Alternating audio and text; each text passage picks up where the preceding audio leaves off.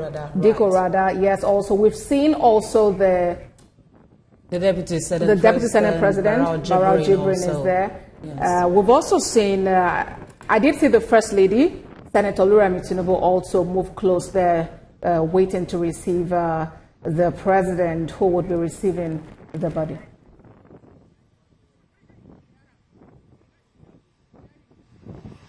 The doors of the aircraft have now opened, and we see National Security Advisor, yes, stepping down. We say the National Security Advisor dignitaries are now coming down from the aircraft. Yeah, that looks like the Secretary to the government of the Federation, George Akume there. We also see the son of the President, Sheyi Tinubu, alighting from this craft also.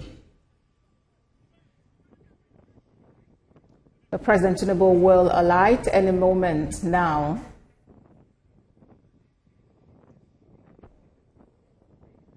The First Lady, Senator Tinubu, went ahead of the President, and she's waiting. Now, the President has alighted from the aircraft, followed closely there by his ADC, his... With the call, right. All right, so that is President Bola Tinubu there, disembarking from the aircraft, and there are dignitaries waiting to receive him.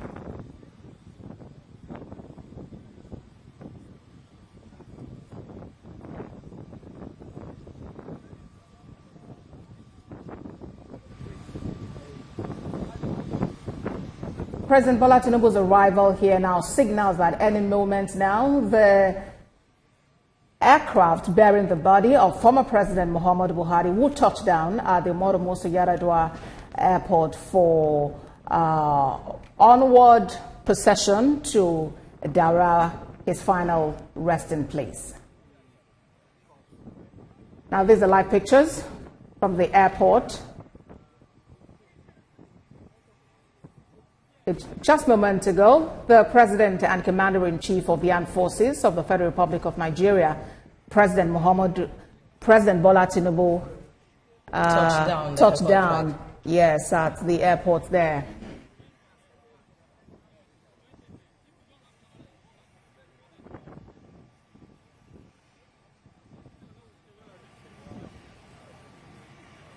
These are live pictures from the Umaru Musa Yar'Adua Airport there. Moment ago, the Commander-in-Chief of the Armed Forces, President Bola Tinubu, alighted from the aircraft. The President is leading Nigeria in mourning.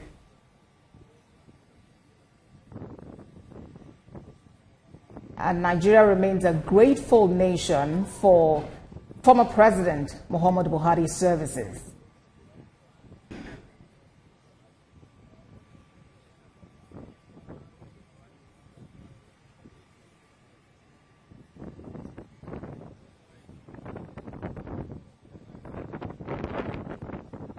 Now, former President Muhammadu Buhari has served in different capacities. He's served as a head of state from 1984, January 1st to 1985, then as military head of state, and then he came back as a democratically elected president on May 29, 2015 to May 29th, now call it 28th, 2023, when he handed over to incumbent President Bola Tinubu.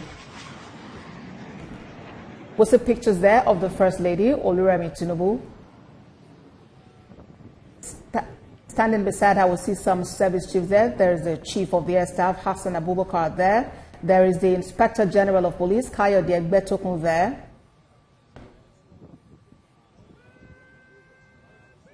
And more dignitaries waiting to receive President Bola Tinubu, who moments ago touched down.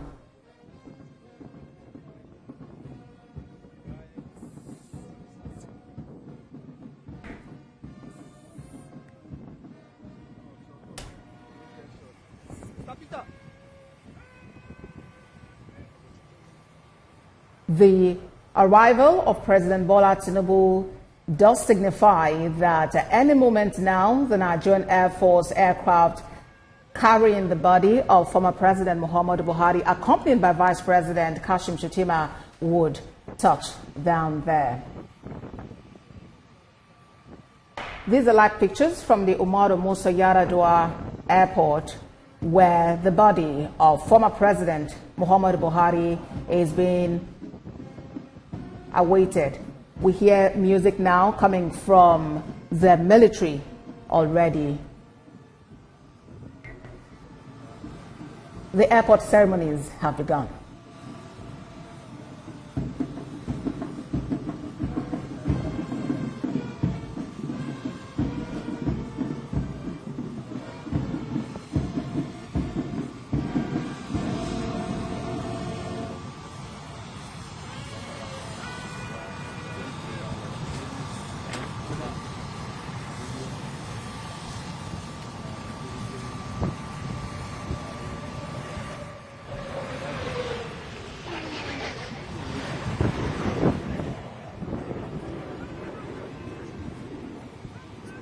You're watching TVC News, and we are staying with our live coverage of the state funeral for former President Muhammadu Buhari, who died on Sunday, 13th of July, 2025, at the age of 82 at a clinic in London.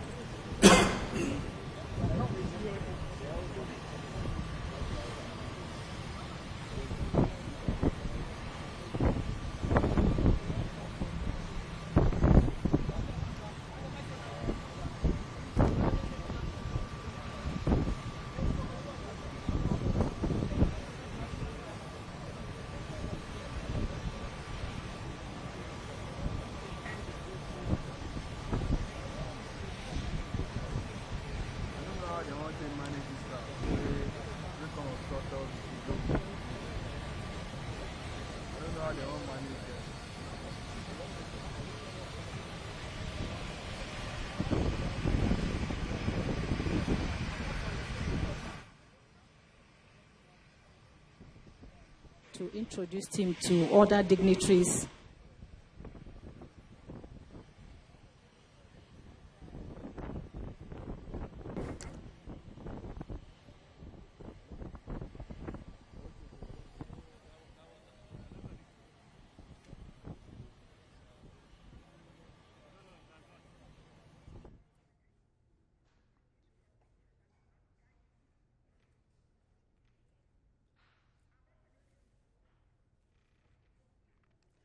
You're watching TVC News, and we are continuing our live coverage of the state funeral of former President Muhammadu Buhari. We have our eyes on President Bola Tinubu, who moments ago alighted from the aircraft waiting to receive the body of the former President Muhammadu Buhari. Now handing over to our State House correspondent Femi Akonde in Abuja for continuation of this coverage. Well, these are live pictures coming from the Umaru Musa Yar'Adua Airport in Katsina State. President Bola Tinubu is already on ground. He has arrived at the airport. Any moment from now, we expect the presidential jet carrying the remains of the former president, Muhammadu Buhari, to touch down at that airport also, where the body will be received by President Bola Tinubu. We understand that President Bola Tinubu, has been taken to a holding room at that Umaru Musa Yar'Adua International Airport, where he will wait for a while until the body of the former president Muhammadu Buhari arrives. But before then, we are seeing already, dignitaries gathering. It's really a bit challenging for security operatives, the DSS and members of the armed forces there to control the crowd. They also have to be very careful because, these are VIPs. And we still expect that there will be a sense of orderliness here at the airport, because access to the airport is also restricted. Not everyone is able to enter the airport. If you look at the kind of followership former President Muhammadu Buhari has, if these kind of measures are not put in place, even the aircraft will not have a place to land at the airport, I must say. But, we don't know how long they will have to wait now until the body of former President Muhammadu Buhari arrives. But when that body arrives, we expect that as soon as the door of the aircraft is opened, we expect to see Vice President Kashim Shettima emerge alongside the Chief of Staff to President Bola Tinubu, Femi Gbajabiamila, will also descend back from that aircraft. We don't know if the Borno State Governor, Umar Zulum, will also be on that aircraft, because we saw him in the pictures in London, where Vice President Kashim Shettima went to commiserate with the families of former President Muhammadu Buhari, and also return the body to Nigeria for burial. We don't know if Babagana Zulum had maybe left earlier, just like Umaru Dikurada, who was also in London at that time to visit former President Muhammadu Buhari when his death was announced. But though he arrived before the death was announced to pay his respects, check on his health, and in that process, it was announced that former President Muhammadu Buhari had died. Well, that's an airplane that just touched down. All right, Femi, because we see that the Nigerian Air Force aircraft. Femi, very quickly, let's put you on hold. We see now right on ground that the Nigerian Air Force aircraft carrying the body of former President Muhammadu Buhari has touched down.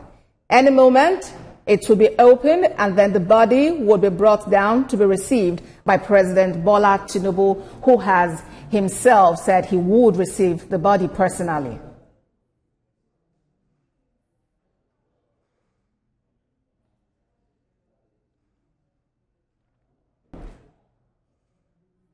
More live pictures coming from the Umaru Musa Yar'Adua International Airport for the state funeral of former President Muhammadu Buhari.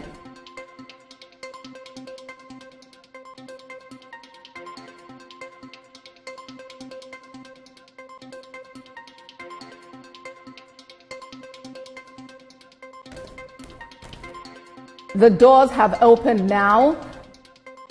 Any moment now, we'll see Vice President Kashim Shettima alongside the widow of the former President Muhammadu Buhari, that is Aisha Buhari, who would be alighting. Okay, the Vice President Kashim Shettima is out now. He's alighting from the aircraft.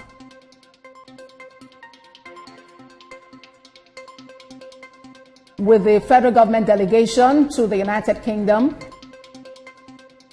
recall President Bola Tinubu has sent a delegation led by Vice President Kashim Shettima that also had the Chief of Staff to the President, Femi Gbajabiamila, to the United Kingdom to commiserate with the Buhari family and to bring back the body of the former President Muhammadu Buhari back to Nigeria.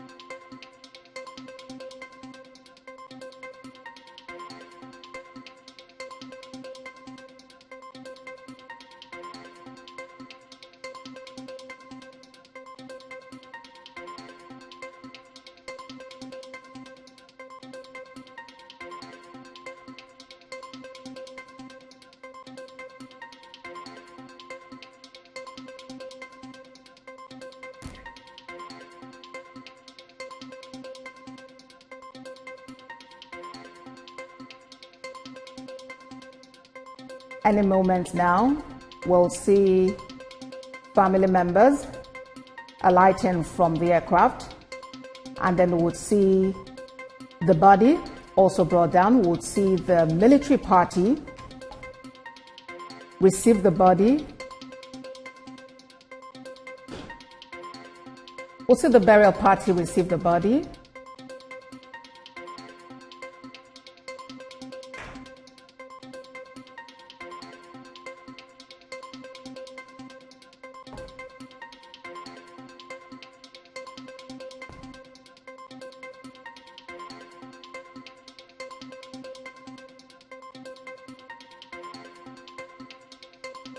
And would see the military accord Muhammadu Buhari the honor he deserves as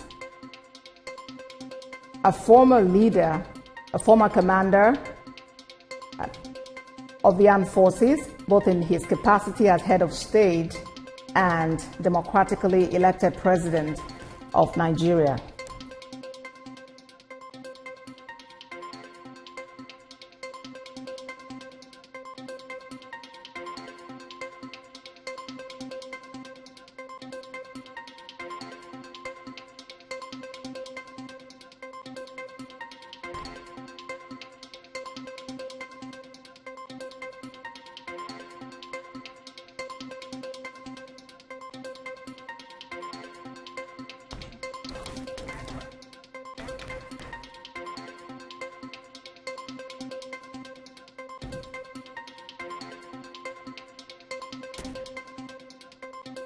I would see coverage at the airport, waiting to see the body being brought out and for the burial ceremony to begin.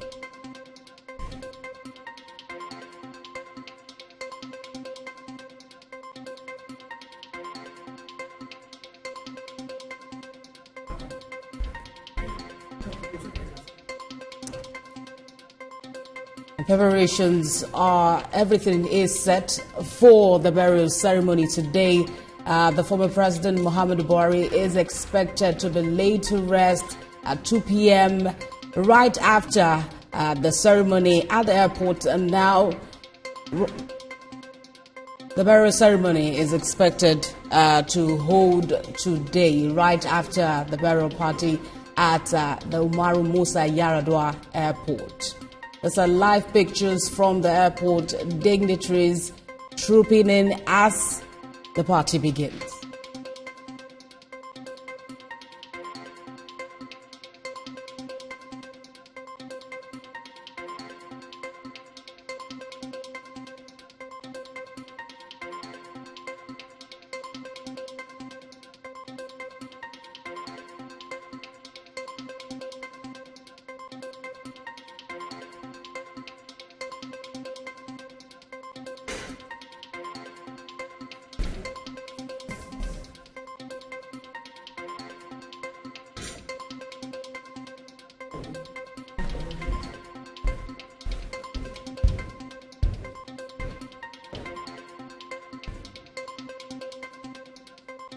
Okay.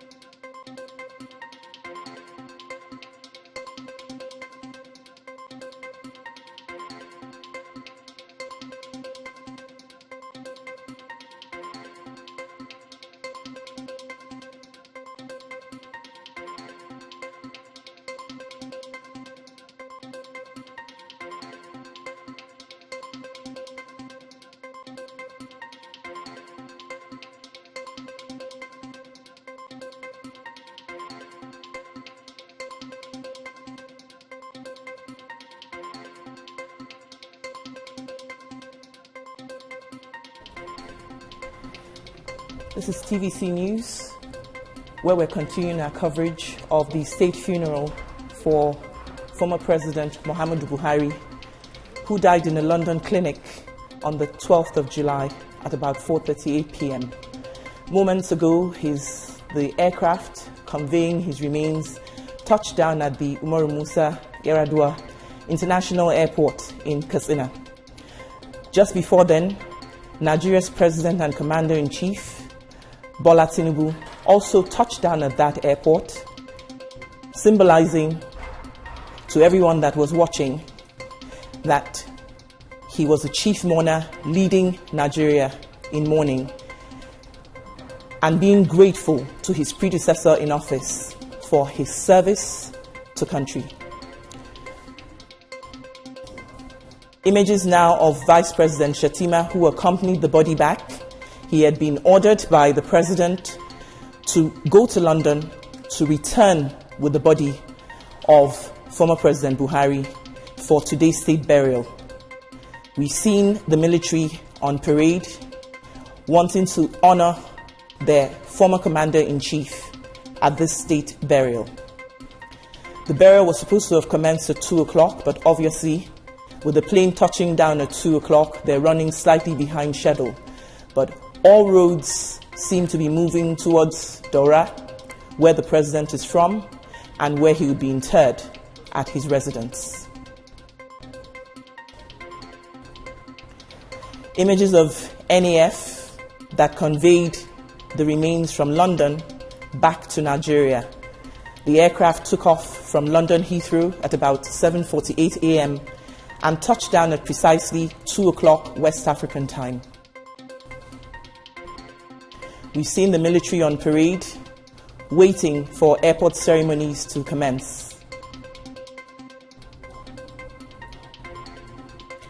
Earlier on, the First Lady of the Federal Republic of Nigeria, Senator Oluremi Tinubu, also touched down at the airport, and we saw her wait at the foot of NAF 1 as the doors opened for her husband, the President, to alight, accompanied by several dignitaries and also service chiefs and Nigeria's Inspector General of Police.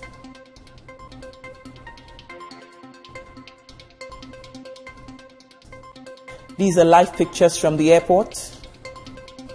It appears that some members of the Buhari family who traveled with the remains of the former president are still on board that aircraft. We see a lot of coming and going out of that aircraft, with people going into that aircraft. These are live pictures.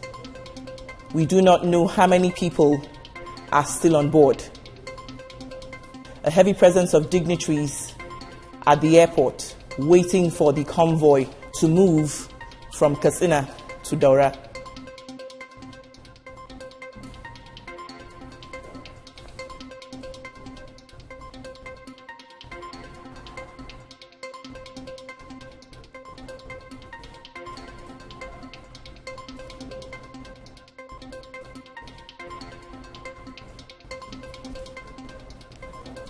We have our correspondents at his residence and also at the airport,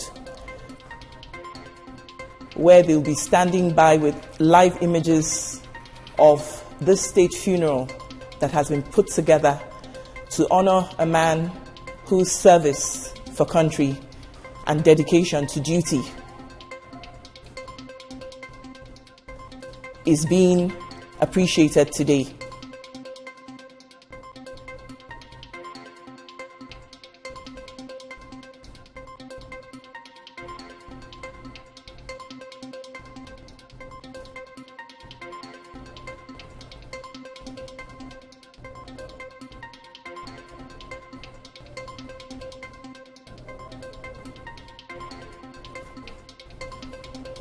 We're yet to see or know whether the body has been taken out of the aircraft.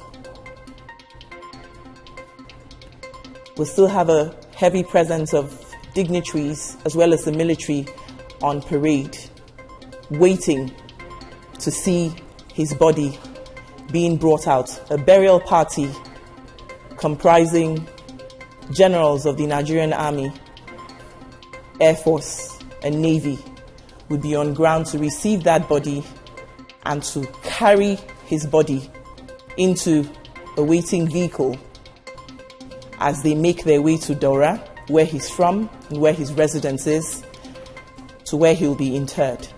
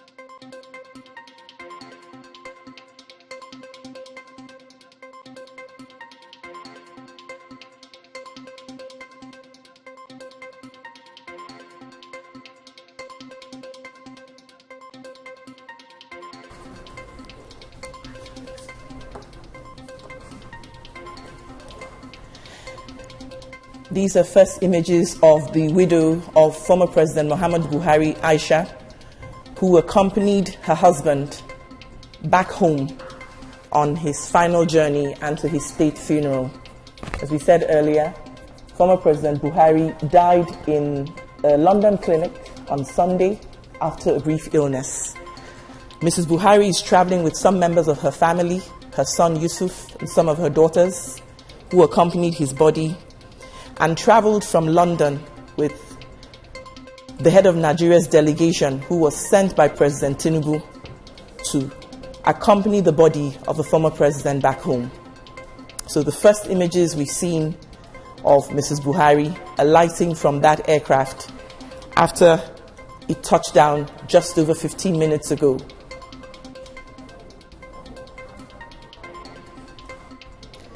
The state government had announced that his burial would be at 2 o'clock today, but obviously, with the slight delay in the schedules, as soon as airport ceremonies are concluded,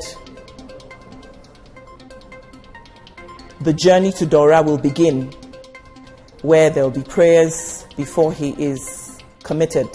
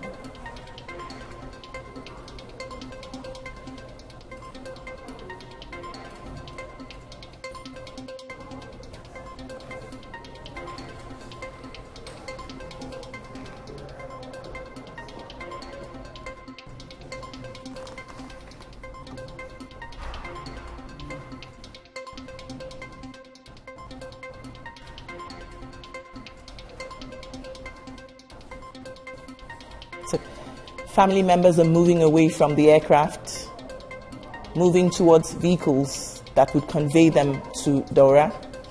We're still waiting to see if airport ceremonies will take place. The military is standing by with a parade planned to honor their former commander-in-chief.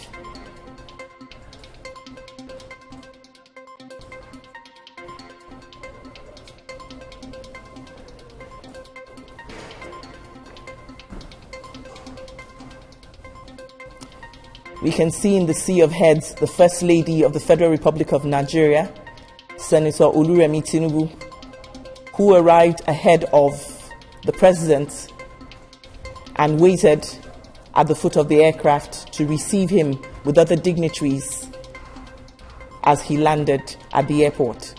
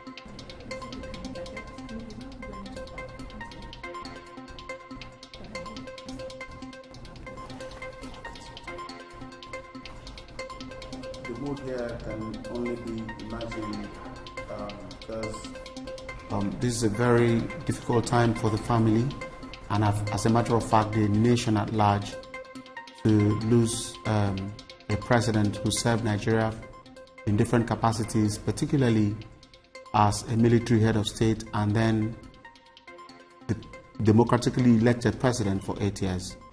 The nation, as a matter of fact, is mourning.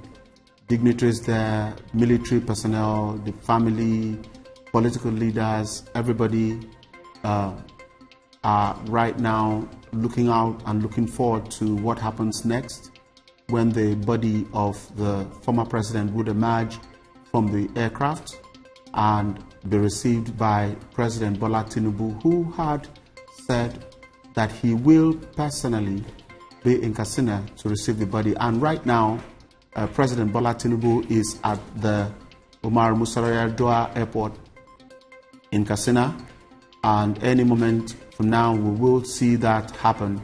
The body come, and right there in the pictures we're seeing a lot of ladies in black, suggesting most likely that the wife of the former president, Aisha Buhari, is there, and the wife of President Bola Tinubu, that is Senator Oluremi Tinubu, also there, she had arrived much earlier, even before her husband came in.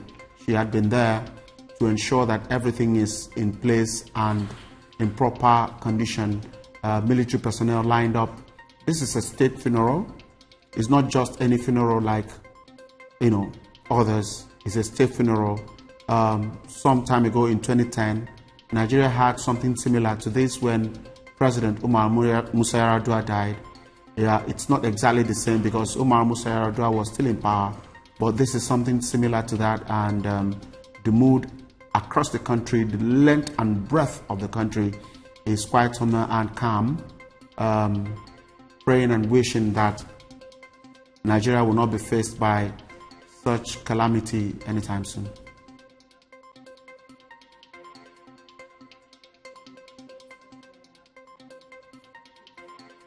Like pictures coming from national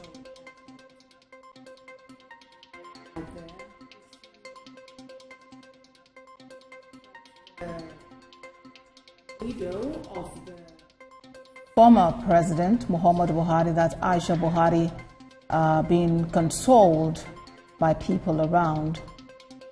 We see the First Lady, Senator Oluremi Tinubu, beside her there. It does appear security personnel are trying to get everyone to be orderly, trying to tell them where to be, even as we expect the body to be received by President Bola Tinubu, who is already there at the airport waiting to receive the body. Our correspondent Femi Akonde earlier gave us an insight to what manner of challenge the security personnel will have today at the airport there, considering considering several factors. Number one, the popularity of the man being expected to be buried today, and the caliber of dignitaries that are presently at the airport. Femi said that, trying to quote him now, or paraphrase what he said, that if security checks are not properly put in place, the aircraft bearing the body might not even find a space to land. And that's what it is now. Okay, so Femi Akonde, I know you are still there.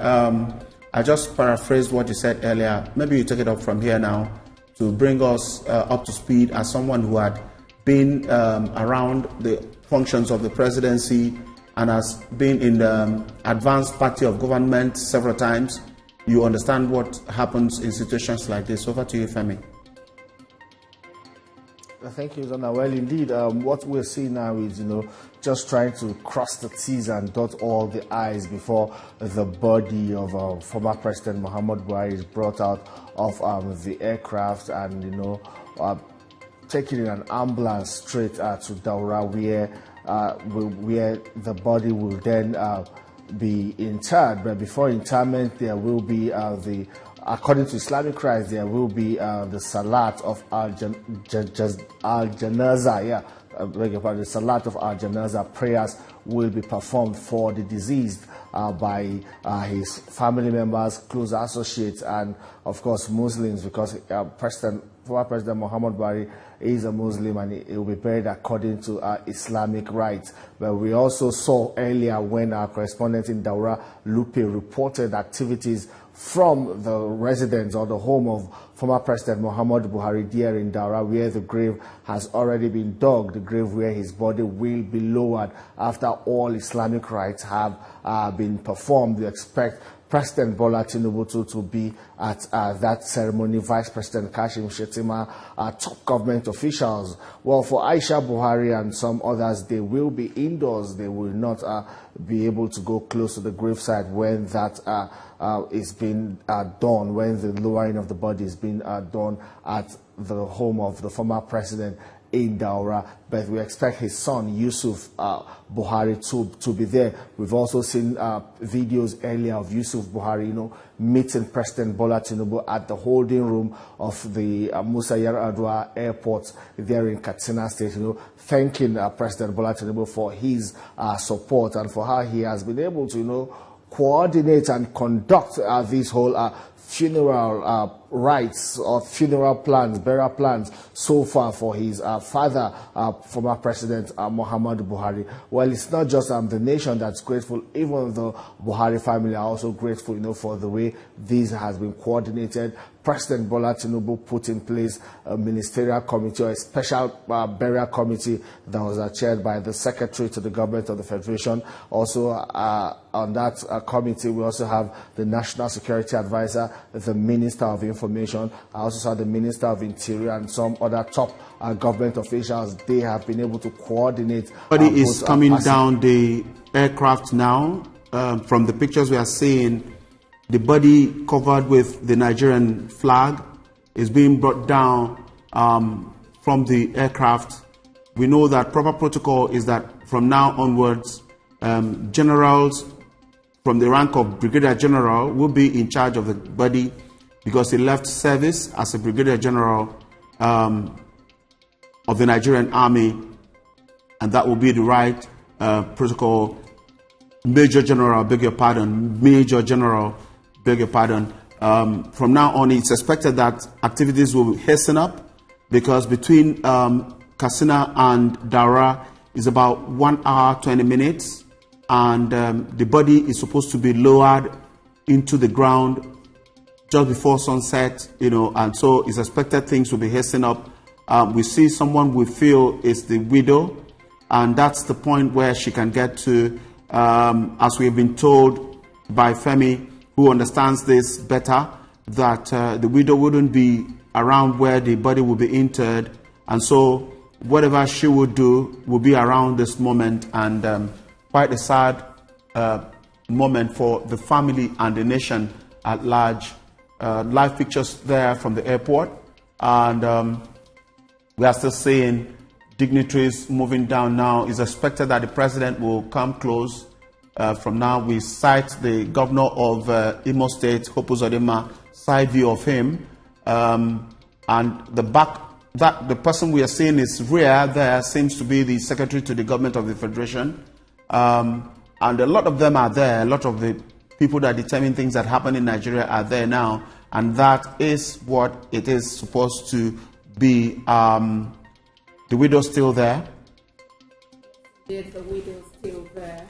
And we also see the wife of the Vice President Kashim Shettima. We saw her earlier. There are pictures, more people gathered, even as we expect the body to be received now by President Bola Tinubu.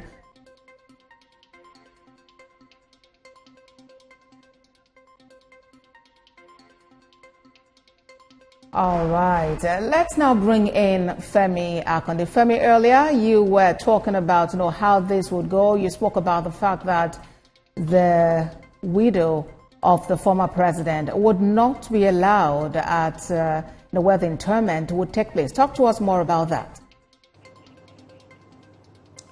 Well, for some people, according to Islamic rights, the widows or women are not allowed, particularly allowed to become close to where these interments will take place.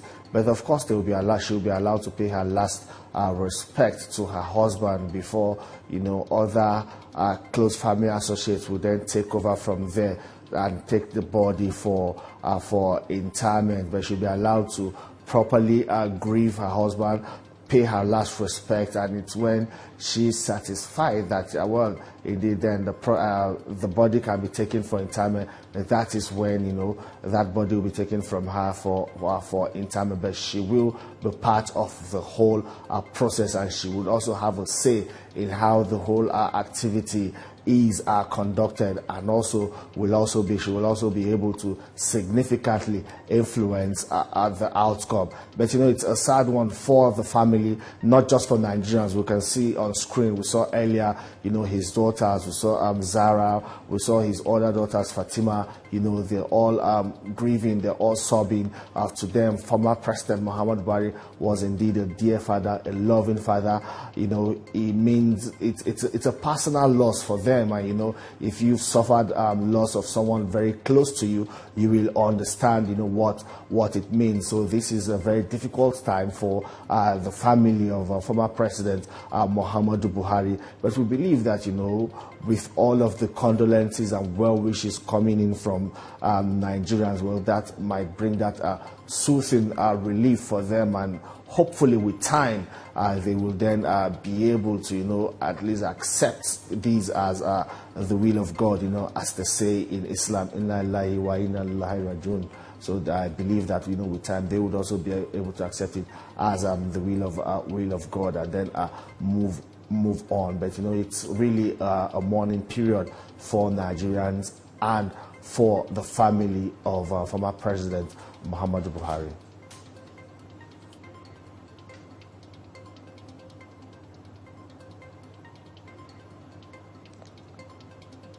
Just ahead there, I can see his state chief of protocol, who was the man always moving ahead of former President Muhammad Buhari when he was at the saddle. Now he's just walking alone. Only God knows what's running through his mind. Just seeing the body of his former boss being wheeled out of an aircraft, carried out of an aircraft, and wheeled right now to an ambulance where it will be taken for the final burial at his home in Daura.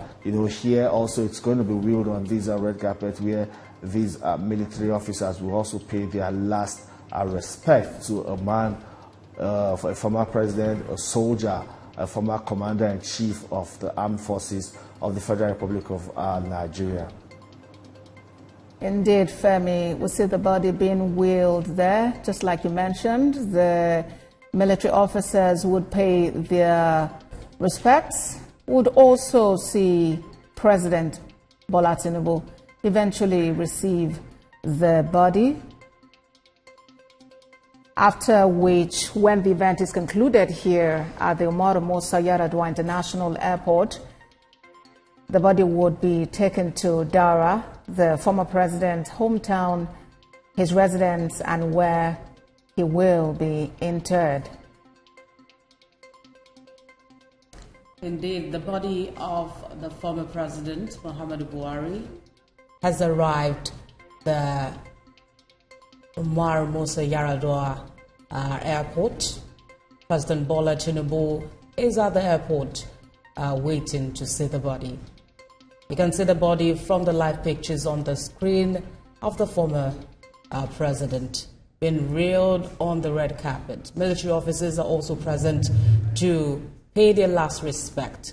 And after the event here, it's expected to move to Daura, where he will be laid to rest.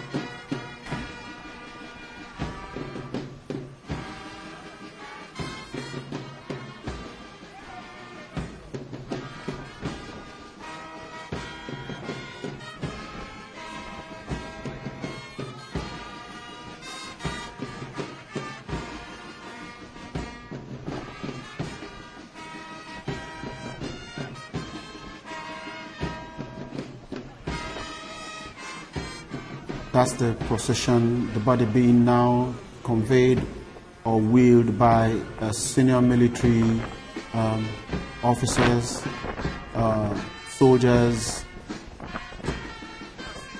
the Navy, the Air Force, the Army, the Navy, the Air Force, all of them there, obviously and certainly within the rank of Major General, which is the rank at which the former president left service. That's what is proper, and that is what is being done to a man who deserves all the respect that can be given, covered with the national flag. The casket is, the body is covered with the national flag, and if you look properly, you will see the other items that signify that the body being carried or wheeled here belongs to a particular dignified class. We're going to see a lot of military presence here until the body is interred. I said earlier that the distance between Katsina and Daura is about 1 hour 20 minutes, and so it's going to be quite a drive once the airport ceremony ends between Katsina and Daura, where the interment will take place.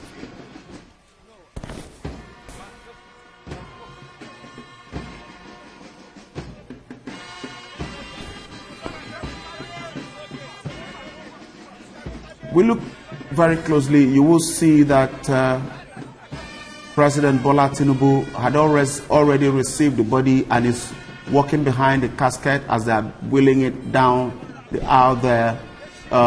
It will be very serious and deep moment for him, having worked quite closely with President Muhammadu Buhari when he was in power.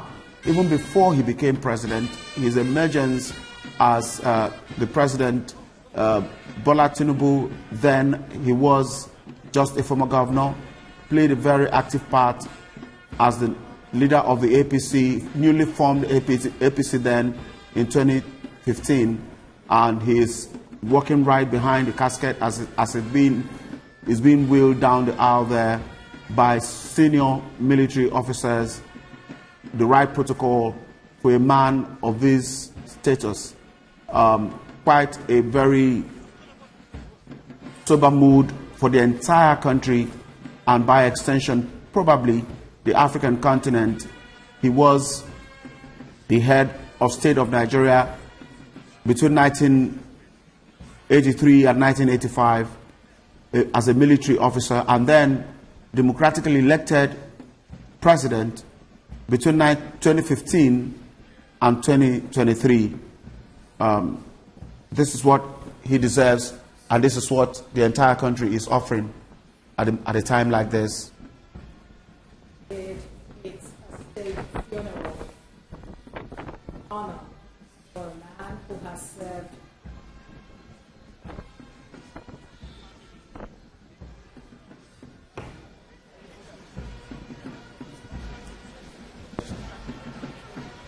Right, indeed, Uzon, we'll see what is going on here. Dignitaries from far and wide gathered to honor the man, Muhammadu Buhari, whose body is now getting ready to be transported to Daura, his final resting place. This speaks of service to humanity, service to the nation.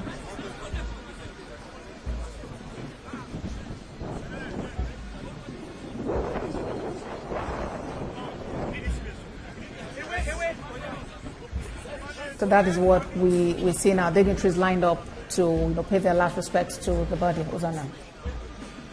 Yes, if you want to count the who is who in this crowd now, it will be a very difficult task. We see 7 governors, 7 senators, 7 House of Rep members, past governors, past office holders. They are all here. I cited a while ago Professor Yemi Osinbajo, who was vice president when Muhammadu Buhari was president. He is in the crowd, and this is not a time for any single individual to take the pride of place, because every attention is on the man who served Nigeria in various capacities and now about to embark on the last journey on earth.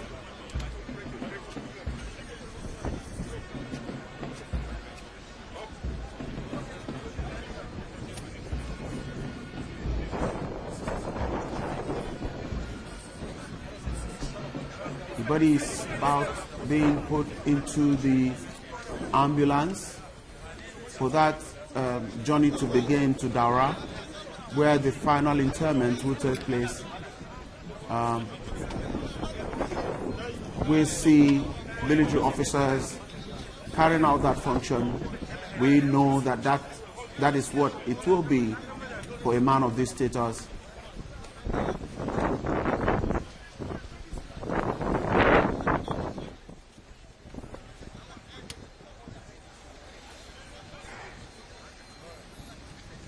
So it's expected that in the next hour, 20 minutes, the body will be arriving in Daura as soon as they set out. We still have our correspondents in Daura waiting to join us shortly as soon as the airport ceremony is over. We have also Femi Akonde, who had covered the presidency and still covering the presidency up to this moment, who understands what it means for the president of a nation to depart a few years after leaving office, and who understands also the protocol of how this kind of activity or function will be covered. He was there in 2010 when the former president Umar Musa Yar'Adua died, so he understands this quite well. He will be joining us any moment from now, but right now all attention is at the ambulance, that the boot, the trunk is being closed, suggesting that in the next few minutes that journey will commence from Katsina to Daura, the home of the former president.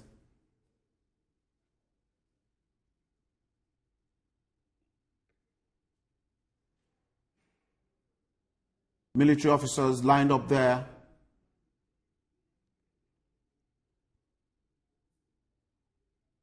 Waiting for the body to leave the airport before they will return to as you were.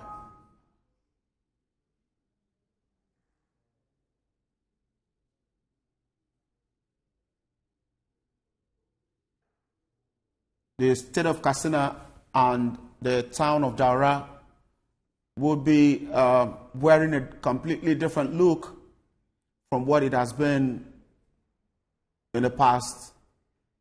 Yes, Katsina State had seen this before in 2010 because former President Umar Musa Yar'Adua also was from Katsina State. So they had seen this before, but not quite recent. Then Daura, the small community where the former president comes from, will be receiving the kind of guests.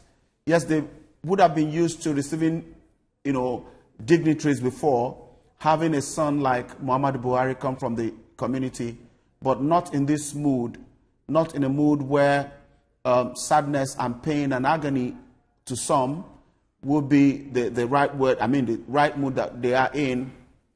Unlike what they used to have before, celebrations and all of that. Even when elections are lost, it's not like this, because this is a complete closure to the life of a man who meant different things to different people.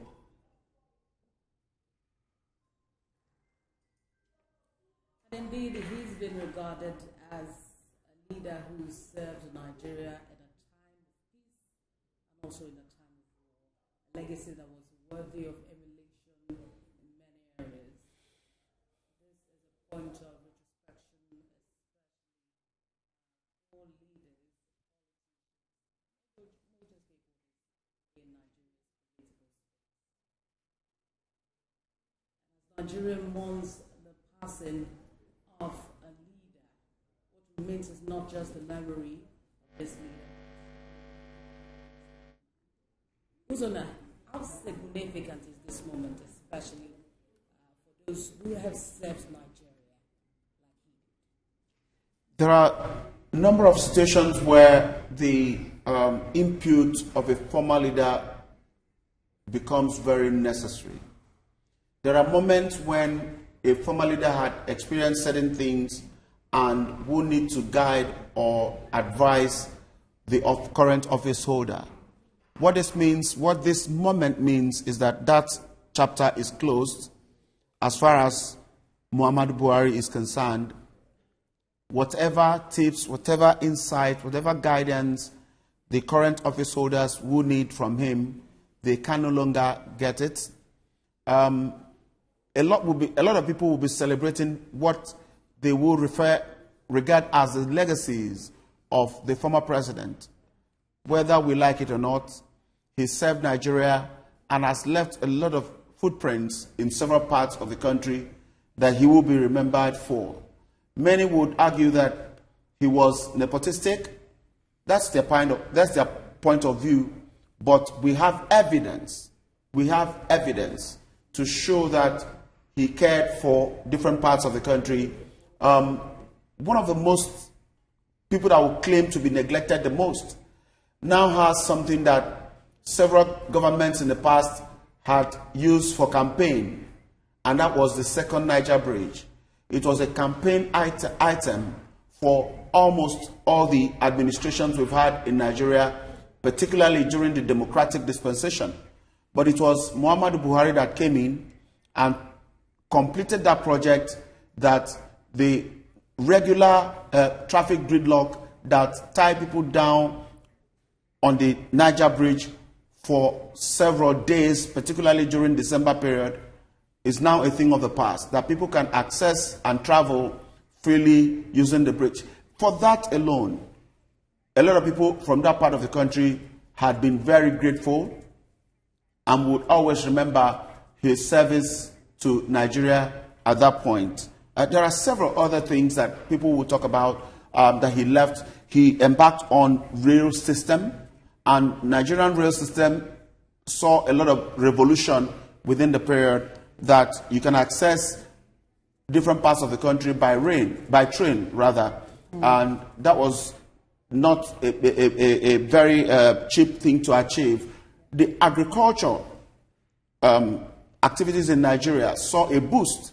Yes, the closure of the border at some point will be seen as something negative, but it has its own positive impact, because a lot of people went into farming, and that revolutionized our agricultural sector.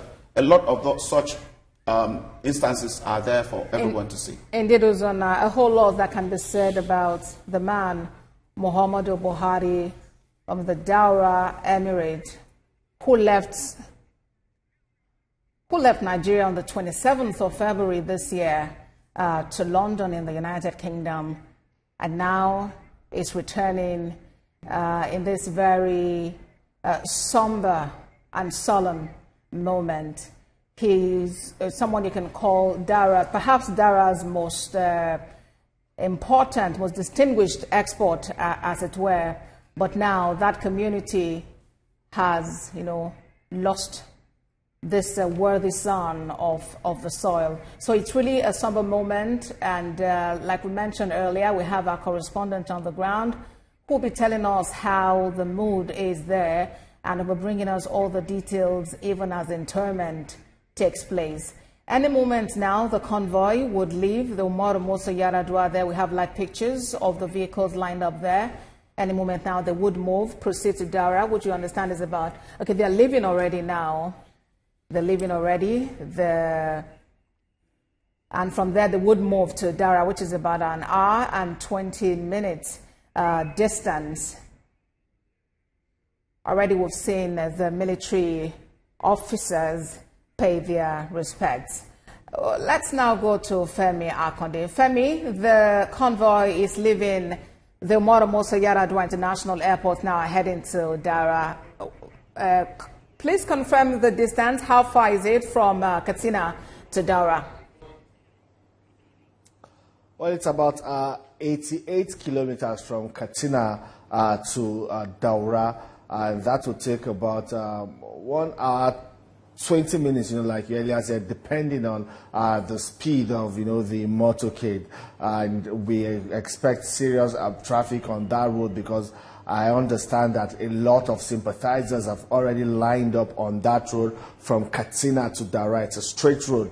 A lot of sympathizers have already lined up waiting for the motorcade carrying the body of our former President Muhammadu Buhari to pass through. A lot of them, that will be the only chance they have to pay their last respect to a man, like you also earlier described him, an illustrious son of Katsina State, a man who had the opportunity to be president of Nigeria, both as a military man and as a civilian, a democratically elected one. He had the opportunity twice, So it will be actually also a very symbolic and historic moment for the people of Katsina State. They will all be on the road lined up, and I just hope that the security operatives on ground will be able to control them or contain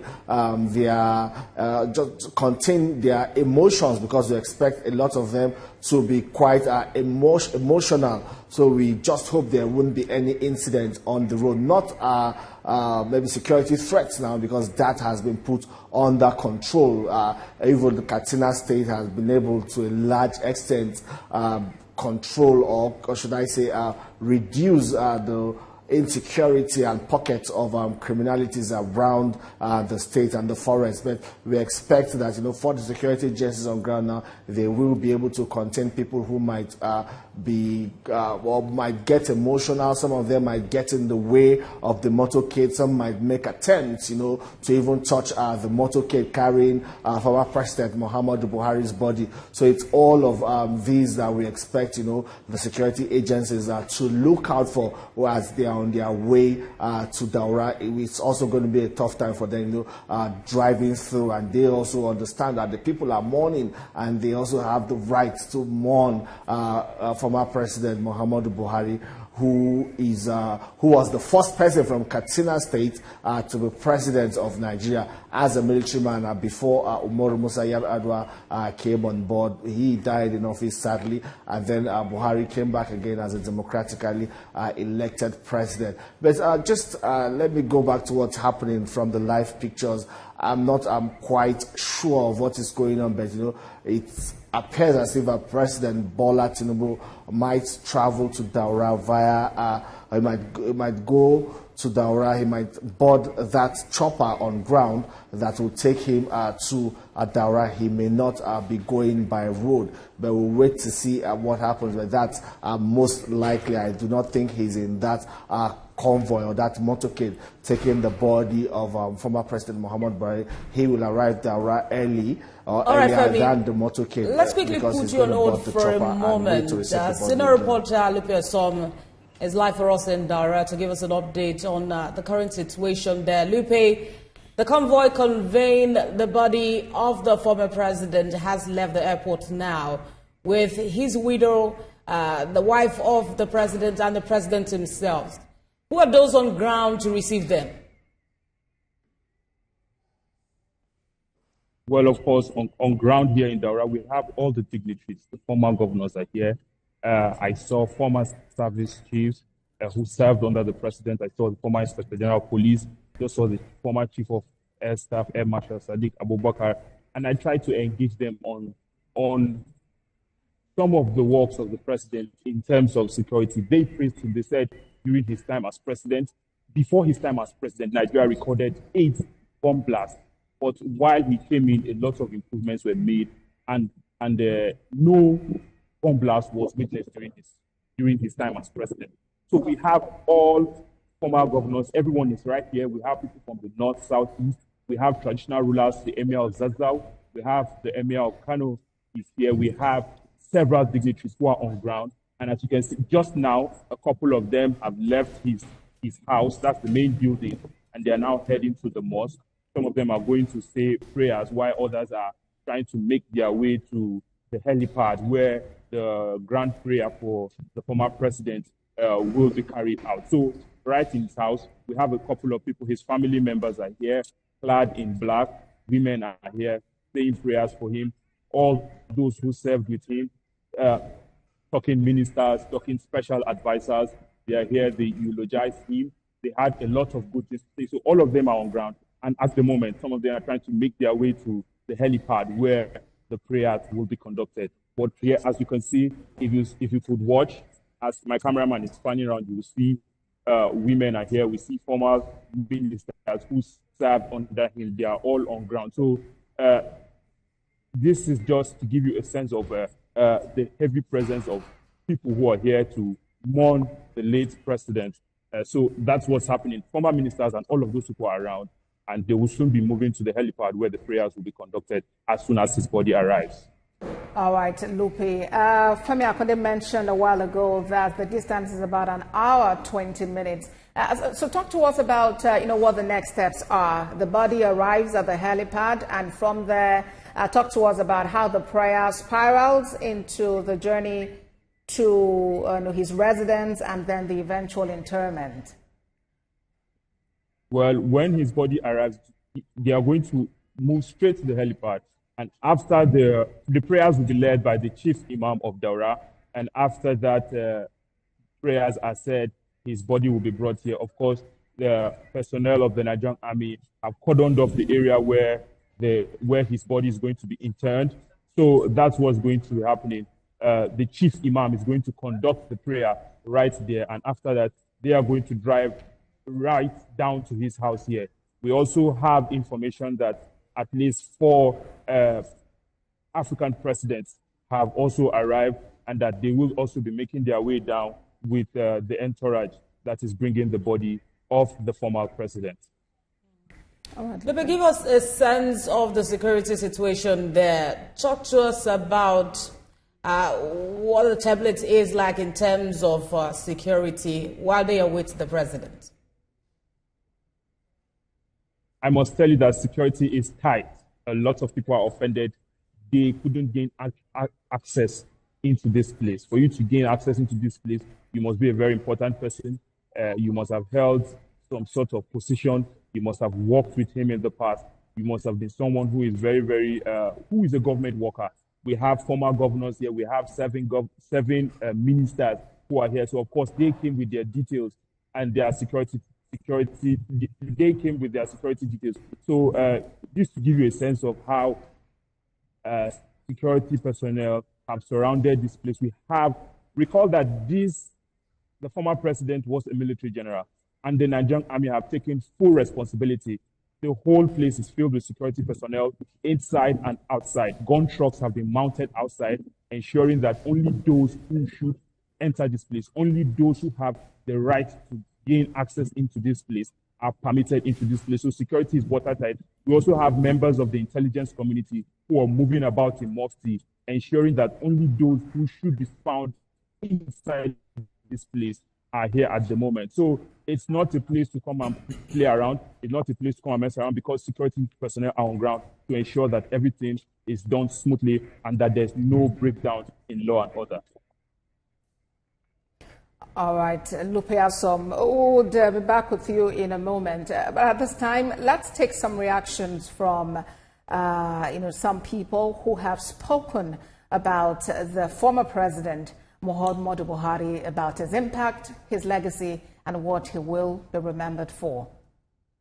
Has already been institutionalized by God, and the nation cannot write its history without him. Looking at the military era and the civilian era, and the monumental inroads he made from multi-party political development in the country, the establishment of TVC, and of course the APC, and the leadership that he has given.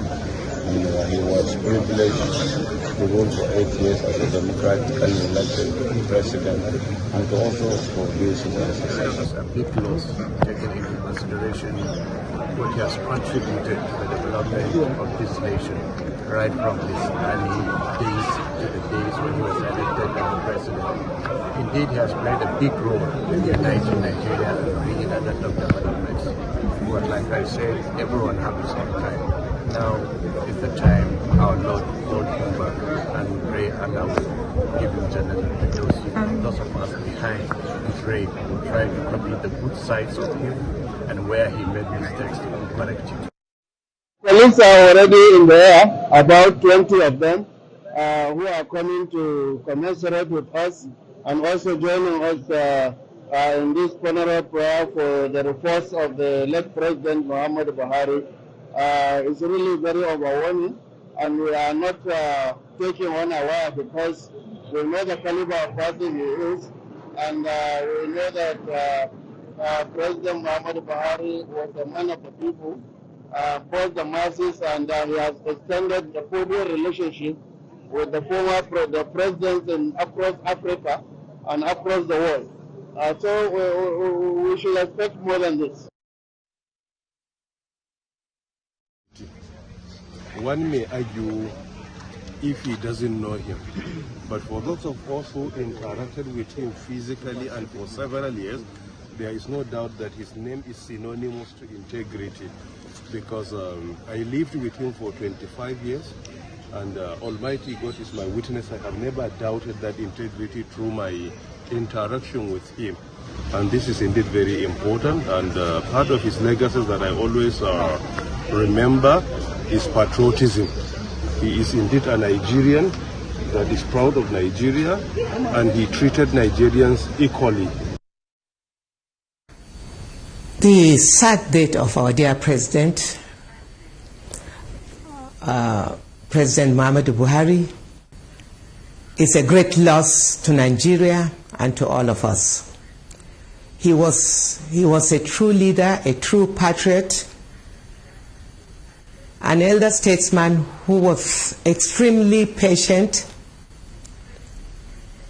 He has the listening ear to listen to. And he loved Nigeria with passion. His loss has created a big vacuum, not to our party, the APC, which he is fully committed. I know that we have lost a true leader. I therefore commiserate with the immediate family, with the governor and people of Katsina State. I commiserate with Mr. President, whom I know is a very close colleague who has always stood by him, and I pray that God will give all of us the fortitude to accept what we cannot change. Him as a symbol. He is a symbol of honesty, symbol of integrity, symbol of commitment, and that's the reason why we have always referred to him as Baba, and truly he was.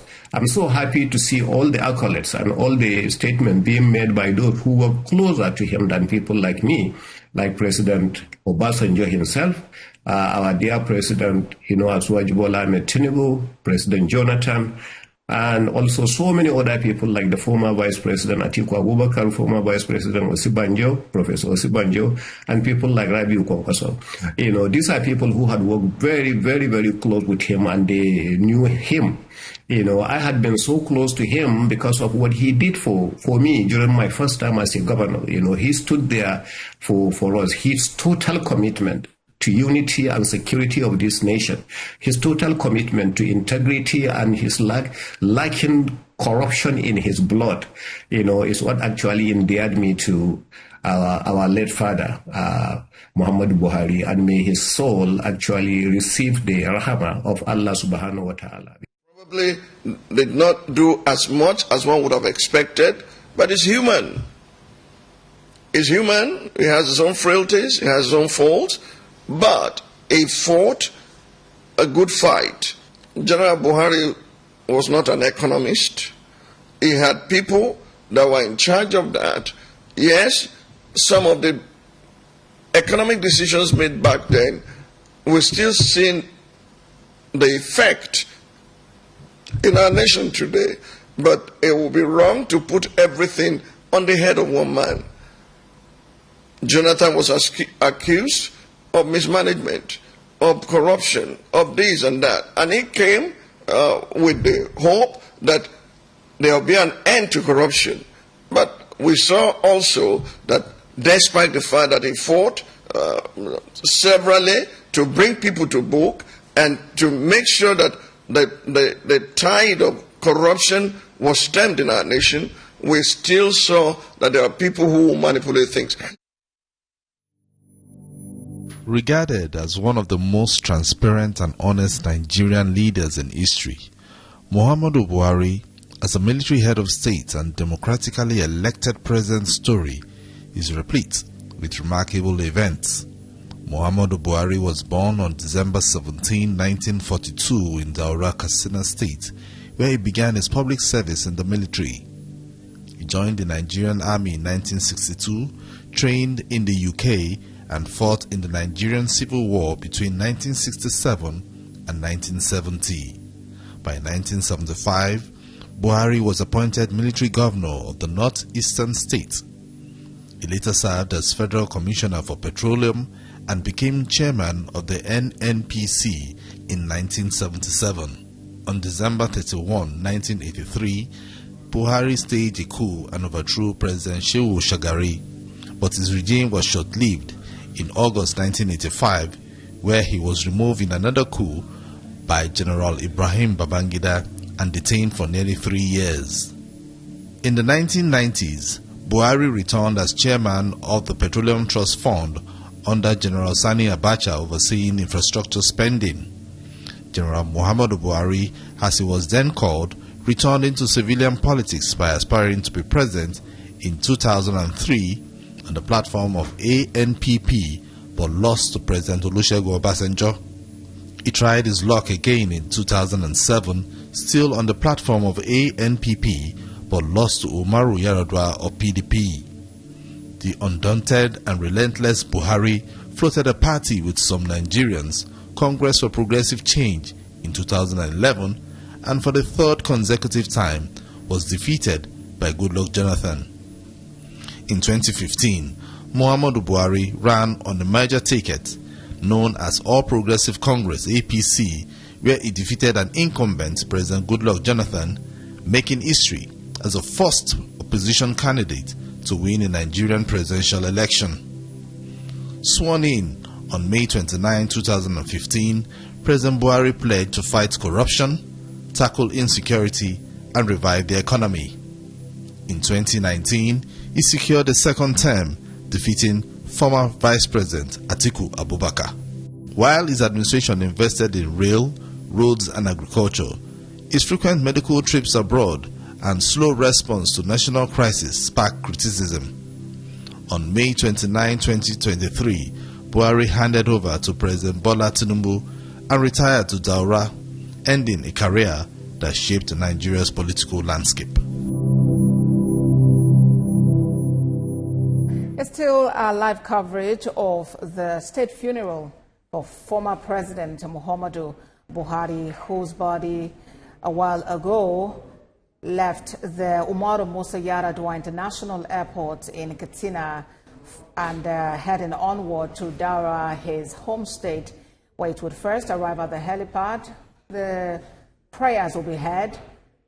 After that, the body will then be taken to the graveside. The grave has already been dug, and there he will be interred. Already, the federal government, as a mark of honor, has declared today a public holiday to allow people mourn, on one hand, the demise of the former leader. Also, all national flags are flying at half-mast as a mark of honor for the man, former President Muhammadu Buhari. Olamide Adeyemi is still here in the studio, as well as Uzonna Onoye, as we continue on this coverage. So now all roads are leading to Daura. We expect the body to arrive any moment now. But then already we're getting condolences pouring in for the former president, talking about his legacy and all of those. Perhaps we should talk about what we're looking at next now. This journey will take about an hour, 20 minutes, so we expect that they should arrive there at 4:minutes, but hopefully it's even earlier because of the Islamic time. They have a mandate to get there as early as possible. It's Yes, of course. So I'm sure it's going to be a very, quick thing. But what's next now, as the journey continues, and talking about, what some of those things that Lupe mentioned, those on ground, the dignitaries waiting to also, welcome. But there was something in particular that, Femi mentioned about the widow not being able to, see when the body is, taken into the ground. But she will have time to pay her last respect to that. But I would like Uzona to talk about that, specifically in line with the Islamic rights. The widow will not be allowed to see the body being put into the ground. How significant do you think this is? You could find such practice in some other cultures. It may not just be exclusive to the Islamic faith.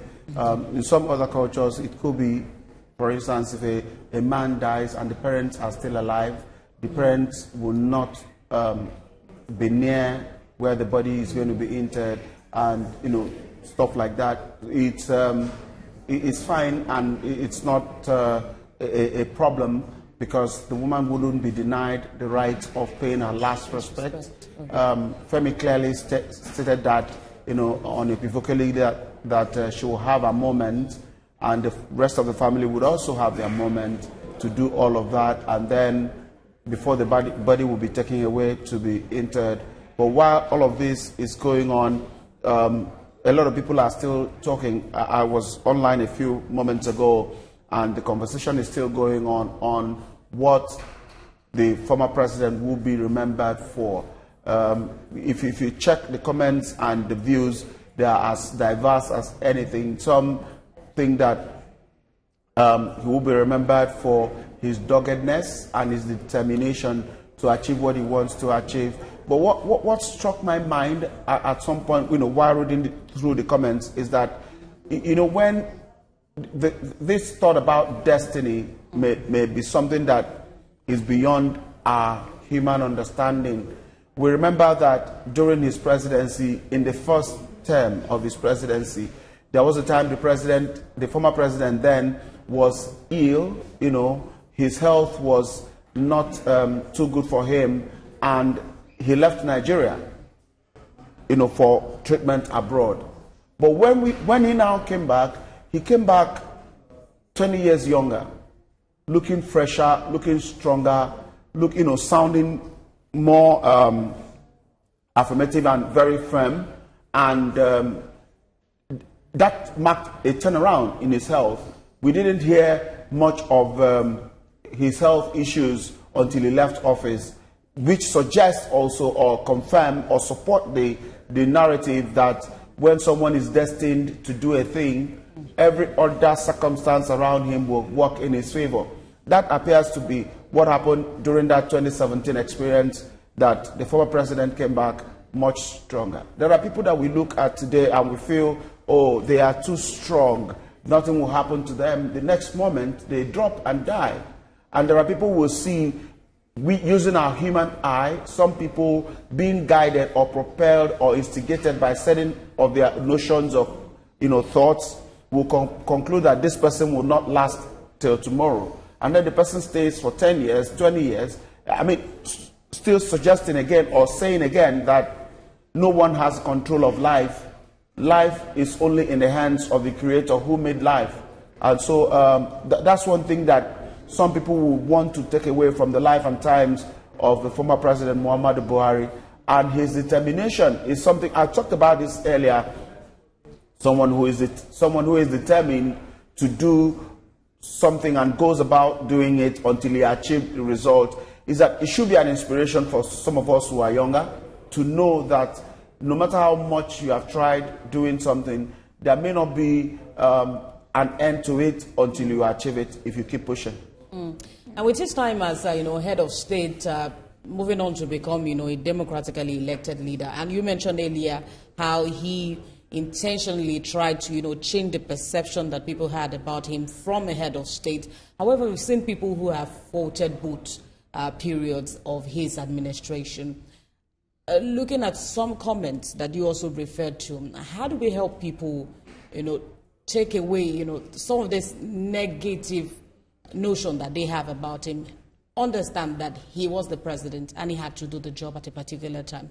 Because some of those comments, we still see them rolling. It seems that so many persons do not still understand how, important he was as a leader. I have a challenge with what you said, help people. Nobody can help anybody.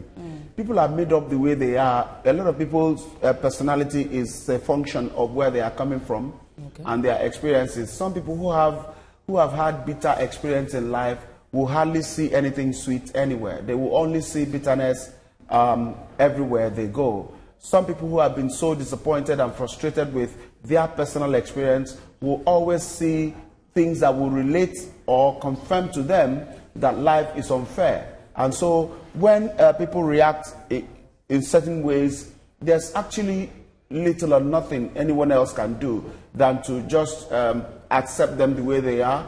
And probably the best you can do is to keep presenting the other side of the story, because life is not just about one story. Every story has different dimension. Keep presenting the other side of the story. It's talked about a man who was a president at some point and who had to do the job he was elected to do as president. Even as a class prefect, you are confronted by moments you have to take decision on behalf of the class, and not everybody in the classroom will support you. As a team lead in offices, as a parent at home, as a sibling among your own siblings, there are always those moments of conflict and disputes, but it's just in our hands to keep doing what we have to do at the time we need to do it. Muhammadu Buhari has done his bit. He has served as head of state. He has served as president. He has done what he felt he should do. He may not have achieved everything that he set out to do, or he would have wanted to achieve, from the word go, but he has done his bit and he has left the stage. What is left open now is to see how those of us that are still living, that are alive at this moment, would advance whatever he had done or whatever he had failed to do. We advance for the good of everybody and achieve those things that we feel should have been achieved that he didn't achieve. Let's now go. Those of us that are alive, let's now go forward and achieve it. Some people feel that he was, he enjoyed a divided Nigeria. That's part of the comments I saw online. Fine, go ahead and change the narrative and build a united Nigeria, and not continue to dig deeper those gully or those separation, that things that separate the people. Bring the people together. Now you know better. Yes, you are condemning someone else. Do it differently. I think that's the biggest challenge that we have as people that are living at a time like this. Yes, and the man Muhammadu Buhari, has gone, yes, but then there are calls now for immortalizing him. We spoke earlier with the Pro-Chancellor and the Chairman of the Governing Council of the Federal University of Transportation, which the former president, while president, then actually established in his hometown of Daura. And then he spoke about, making a call for the institution to be named after him. At this time, there will be varying ideas, okay, what exactly can we use to immortalize this, and what he has served, really. And there would be some level of support for that, for him to be immortalized. Don't you think, Kuzana? Yeah, I think so. And I'm not just that I think so, I know so. Because I understand the president that we have now, President Bola Tinubu. He knows how to reward. He knows how to compensate. He knows how to make good whatever that may have gone bad. So I am certain that there will be a proper way to immortalize the former president. His memory will not be washed away. It's not going to be possible. He will be immortalized, but how is what the people in authority will begin to think about and begin to, rub minds on to have the best way to immortalize him. Yes, the university is good, but maybe not just the university, something else that befits the status of a former president. Yes, indeed. Wait to see, how what government decision would be in that regard. But then, of course, also TVC News, we are monitoring these live proceedings for the state funeral of former President Muhammadu Buhari, whose body, alongside the convoy, is now en route to Daura in Katsina. That's coming from the Umaru Musa Yar'Adua International Airport, where his body was received by President Bola Tinubu. Remember, he died Sunday, 13th of July, 2025, at a clinic in London in the United Kingdom, after which President Bola Tinubu ordered his Vice President, Kashim Shettima, to head to London to bring the body back home. So he led the federal government delegation down there. All right, let's bring you some reactions, how people are reacting to the news of the passing of the former president and what their fondest memories of him are. President Bola Tinubu has described the former president as a patriot who served Nigeria with unwavering dedication, first as a military leader from January 1984 to August 1985. For former President Goodluck Jonathan, his legacy will continue to endure in the hearts of all who value sacrifice and devotion to national ethos. Former President Olusegun Obasanjo described him as a colleague in the military, a committed soldier, and a leader who served the nation both as an administrator and a statesman. It's a loss to the nation because at a time like this, we need the totality of the experience and what I may call statesmanship of all those who have had the opportunity to run the affairs of this country in the past to get us out of the situation we are in. He will be sorely missed, and may his soul rest in perfect. Former Vice President Yemi Osinbajo says Nigeria has lost a true patriot, a man whose life was marked by an unyielding devotion to the nation he loved. Governors of Gombe, Katsina and Nasarawa also described his death as a huge loss for the nation. We are condoling everybody and we wish everyone this is a great loss to our nation, and we also thank all the people of this country and the people from outside the country who have been sending their condolences to the people of Katsina State and indeed the family of the late president. He was truly a president for the common man, and that's the reason why you will hear that he's always moving around with this number of votes, because of the number of common people we have. And he's one president who had people who truly believe in him, and he was one president who is not shy to tell you the way he feels. Many described him as one whose legacy will live on and will be remembered for his selfless service to Nigeria. Buhari's death has dampened the spirits of virtually everyone here. He's an inspirational figure, not only at home here in Daura, but in the nation and the entire continent. He led by example. He was a rare kind of leader, and certainly incorruptible, and the closest friend that the masses of our people would possibly ever have. He's lost and he's gone, so everyone is not happy. Well, there's sadness everywhere. The simplicity of his life is a lesson for everyone. His name is synonymous to integrity. One may argue if he doesn't know him, but for those of us who interacted with him physically and for several years, there is no doubt that his name is synonymous to integrity, because I lived with him for 25 years. And Almighty God is my witness. I have never doubted that integrity through my interaction with him. And this is indeed very important. And part of his legacy that I always remember is patriotism. He is indeed a Nigerian that is proud of Nigeria, and he treated Nigerians equally. Has already been institutionalized by God, and the nation cannot write its history without him. Based on looking at the military era and the civilian era, and the monumental inroads made from multi-party political development in the country, the establishment of TVC and of course the APC, and the leadership that he has given.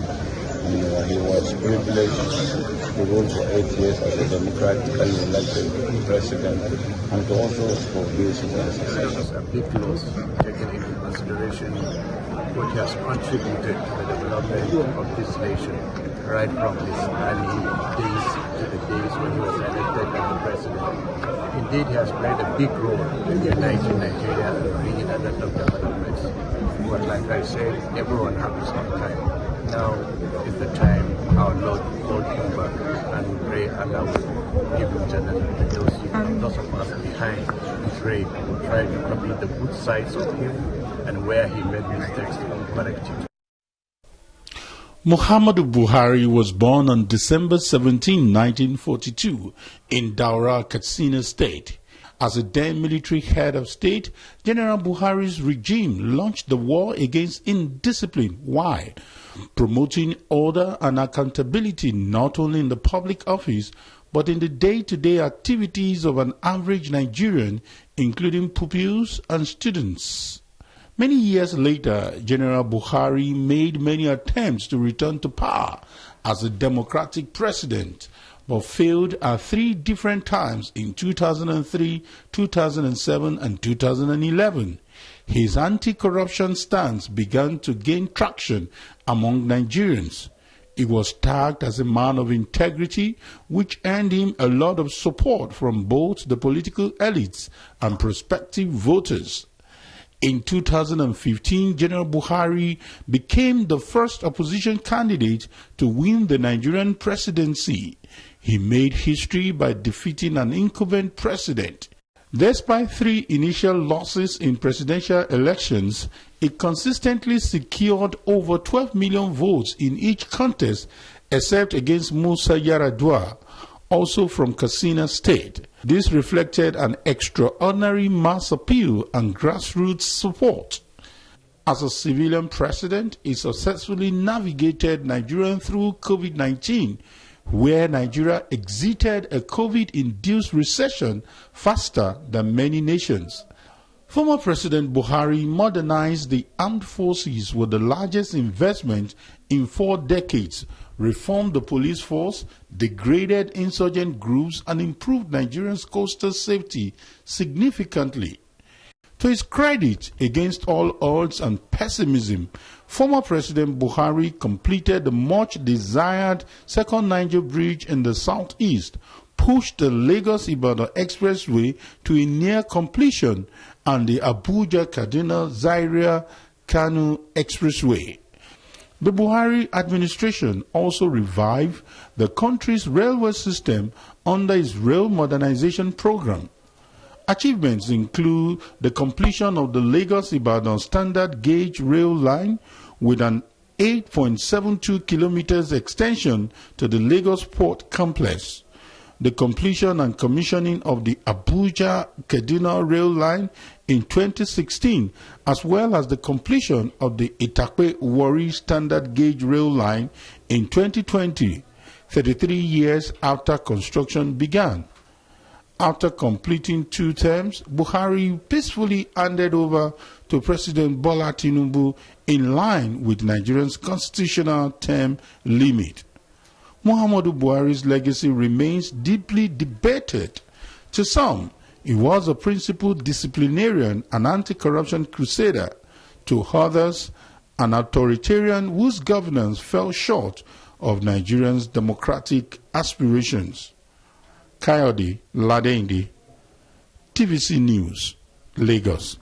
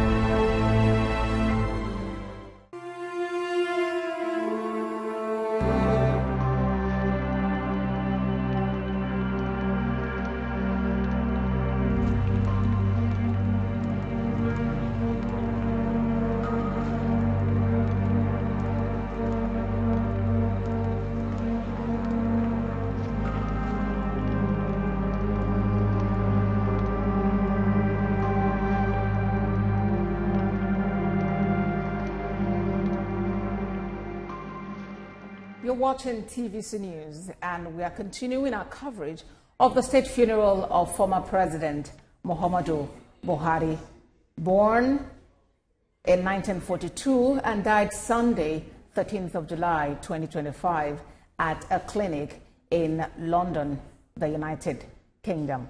Following his passing, President Bola Tinubu ordered his Vice President Kashim Shettima to lead the federal government delegation to commiserate with his family in London and to bring the body back home to Nigeria.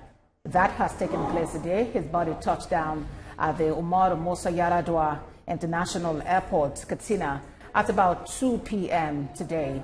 And before that, President Bola Tinubu had arrived waiting to receive the body.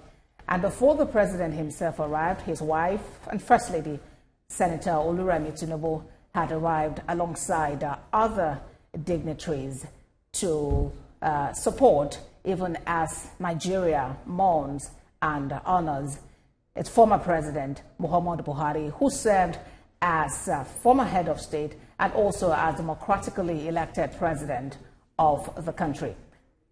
The convoy bearing the body of former President Muhammadu Buhari is now on its way to Daura, his hometown, where he will be interred. You understand it's a distance of 88 kilometers from Katsina to Daura. That journey is on. Any moment now, the convoy would arrive at the helipad, prayers will be said, and his body will be interred. TVC News is covering this live. We have our correspondent on ground bringing us up to speed on the event.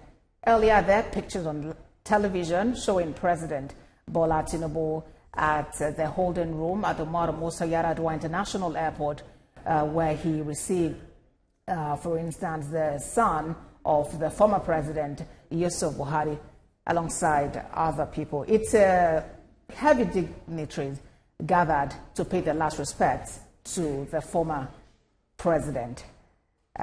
Pictures there, President Bola Tinubu with Yusuf Buhari, the governor of Katsina State, Umar Diko Rada, and other people there. We have in attendance governors, sitting governors, former governors, senators, members of the House of Representatives. It's a large house. Different people who have worked with the former president at different times. These are pictures now from Daura, Katsina State, where the body is being expected. As reported by our senior reporter, Lupe Asom, the grave has already been dug. All that is being done now is to await the arrival of the body. Our State House correspondent, Femi Akonde, has also been talking to us about what to expect today as someone who has been part of the president's advance team at different times. He's reported on events like this. Femi, as we await the arrival of the body at Daura, talk to us about, what else or what next we should expect in the state funeral for former President Muhammadu Buhari. Well, after the military rites, the 21 gun salute and, the handing over of the flag to the family of the former president, that ceremony will now be taken over by the family members and close associates who his body will be, there'll be a salat al-janaza at the airport or where the body is expected to be buried. I'm hearing that at the helipad there in Daura, that will be performed before, the body will be then laid to rest. But it's going to be a strictly family affair. It's going to be a private time for the family and close associates of the former president. What others will be able to see will just be the dignitaries and the VIPs who have come to commiserate with the people of Katsina State and the family of the former president. We would shortly be going to Lupe Asom now for some more updates from the Daura, where the event would continue. Already he has reported about a large gathering of people. We saw women seated. He also spoke about security, the fact that security is tight because, as many have described, former President Muhammadu Buhari is a man of the people, loved by so many, and these very many people also would very much like to pay their last respects to the former Nigerian leader. Let me come to the studio now. Olamide is here. Uzona is also here. This is a day that, well, we didn't expect this to happen now, but it has happened, and we really just need to give this honor to the former president. We're expecting his body to arrive at the moment now. You know, he will be buried in line with Islamic rites, considering he is a Muslim. Yes, so Olamide, at this point, we're waiting for the body. Earlier, we reported the body is about 56 kilometers away from Daura. It means it's made about 30 kilometers or so journey already. Right. So that's quite fast. That's quite fast. Like I said earlier, they have a mandate to get there as early as possible. This is about 3:40 p.m. And so in the next, let's expect 20 minutes thereabout for the body to arrive. Like I said, it's a solemn moment in Nigeria at this point, and Lupe has reported that a lot of persons are waiting to receive the body. I'm also curious to know what's going to be, you know, the schedule of event after the prayer and the body, you know, is put into the grave. Is there going to be a sort of, you know, short event afterwards, perhaps a meeting by the president with the family, a closed-door meeting and all of that? I'm sure probably Femi or Lupe will have more details as to that. But for security, Lupe has reported, of course, that the security is really tight there. And so it's expected that it's not going to be so much, you know, rowdy event as that. Yeah. Let's just wait to see what happens there. Yes, and then, you know, earlier we reported that while the president, Bola Tinubu, was at the holding room, he did meet with Yusuf Buhari, the son of the president. And then we also saw that his wife, the First Lady, Senator Oluremi Tinubu, was standing so close to the widow of the former president, you know, Aisha Buhari, of course, comforting her, consoling her, you know, and their children, so some of his daughters there. It's a very solemn moment. These are live pictures from Daura. I believe we see a sea of heads, as it were, awaiting the arrival of the body. The convoy, really, transporting the body of the former president. Yeah, it's lots of emotions, you know, playing up there, and anything. We see some people running after a vehicle. We cannot ascertain who is the occupant of the vehicle, but that's the kind of scene one will see, you know, will be rampant in that environment where people, well-wishers and all of that. This is not, I think that this is outside of family compound of the president. So a lot is going on there. We see security vehicles stationed, and quite a lot will be going on there. Remember that this is a man that used to be very popular among these people. So, yeah, that appears to be the last picture we saw, appears to be the mosque. So they are getting ready for the body to arrive for the prayer at the mosque. So the body has just arrived in Daura already, and things will move very quickly from now. Everything will move very quickly from now to catch up with time. That's the update we have for you now.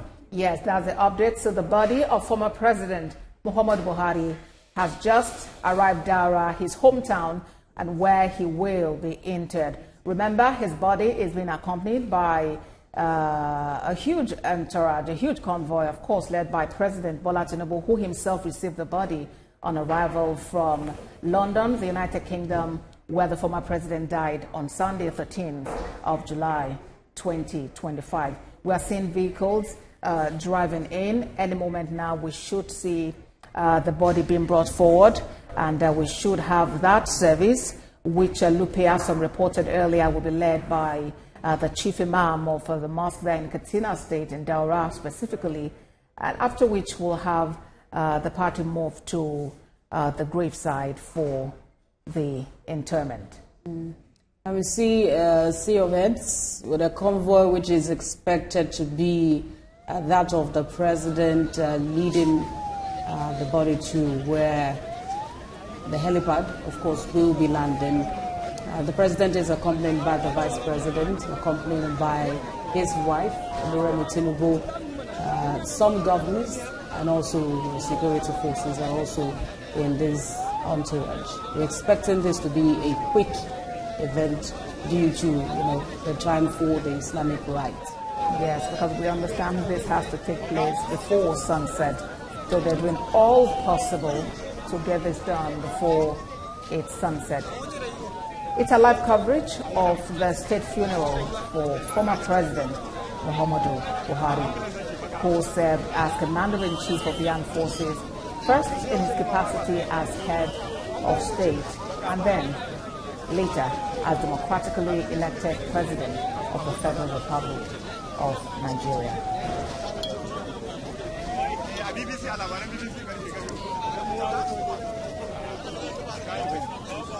And we see security operatives guiding the convoys to ensure that it is orderly.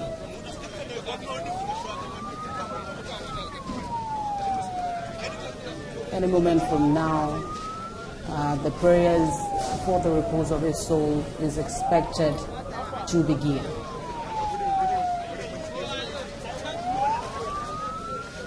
Indeed.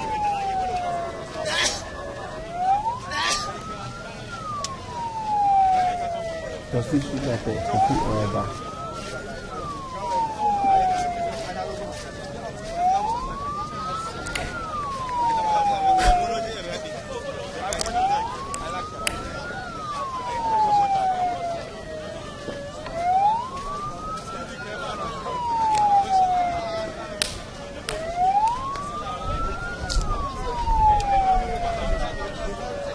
Live pictures.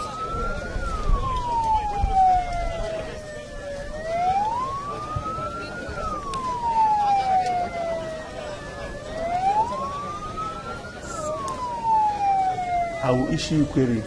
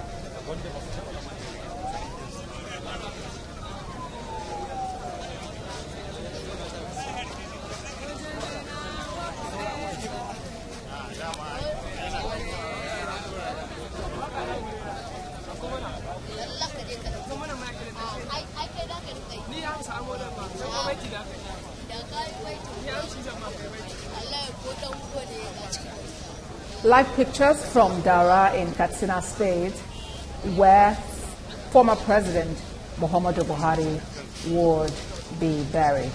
We understand the advance party has already arrived at Daura. This is the residence of, these are live pictures from the residence of the former President Muhammadu Buhari in Daura. There you can see people gathered, awaiting the arrival of the body, so the interment can take place. Already we understand that the grave has been dug, and we see some dignitaries gathered there, awaiting the arrival of the body there for interment. Before that, prayers will be held. Remember, this ceremony is being done in line with Islamic rites because former President Muhammadu Buhari was a practicing Muslim. and of course also as former Commander-in-Chief of the Armed Forces of Nigeria, both in capacity as head of state and as democratically elected president. Military honors have been accorded him at the airport. We saw the military parade saluting his service, his commitment to the nation. In Abuja studio, before we get there, we can see some people gathered here. Is that that looks like a former governor, Kaide Fahimi. Okay, I'm not too sure, but when we see those pictures again. It looks like him. The man in white hat looks like him. Well, you know, they will be coming together. Okay. I think some prayer is going on there already. Yeah, that's a former SGF, Boss Mustafa. Yes. Wearing black there. Okay. And it seems also like the former governor of the Ekiti State. The state there, Kaide Fahimi there. All right. That's it. River State, the sole administrator in charge of River State. Yes, and he was the chief of the naval staff when Muhammadu Buhari was president of the Federal Republic of Nigeria. And these are some of the ministers that worked with President Muhammadu Buhari as president of Nigeria back then. They're all seated here at his residence awaiting the arrival of his body. There we have his Minister of Information and Communications then, Lai Mohammed. All gathered to pay their last respects to the leader. I think that looks like Professor Gambari, who became the secretary to the government of the Federation after. And we see Lai Mohammed right behind him. Yes. Quite a lot of them there waiting. You can imagine the kind of thoughts going through their heads and their minds, you know, playing back the conversations and interactions they had with him, you know, during that period when he was the president, particularly for the Boss Mustafa, who was the secretary to the government of the Federation at that time. Yes, and those on security operatives there are there, you know, waiting for the convoy. We understand the convoy is actually still on its way. The advance party has arrived, but the security convoy here waiting patiently to receive the convoy and to ensure that activities are orderly. In Abuja studio, we have the head of the Abuja Bureau, Ayodele Ozugbakon. And we also have State House correspondent Femi Akonde. Gentlemen, let me begin with you, Ayo. You have covered politics over time. You reported a lot on the Muhammadu Buhari presidency. Talk to us about, you know, what is happening now and how the world is reacting to his passing. Okay. Let me take you from the Yaradua Airport to Daura is about 145 kilometers. So if they are leaving the airport now, departing the airport, and this is Daura, so it's expected that in the next 50 or 60 minutes max, because they have very good roads, 50 or 60 minutes, they're going to get to the burial ground, this home, and this place. I told somebody yesterday that this bungalow, I've been in this bungalow several times. You know, the road into it will be cordoned off by now, and the road at the back will be cordoned off. So I think before you get to this particular residence, you see people from that Emirates they call Kofa Barrow.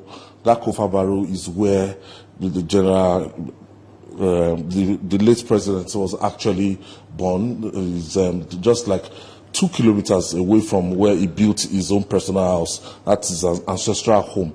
So from Kofa Barrow, a lot of people will be moving down to this Daura, and I don't think that street can actually accommodate, the compound cannot accommodate the VIP that will be coming in there. So I think there's an overflow, an express road express road out of this place that people will be staying. That compound is not up to 2 plots of land.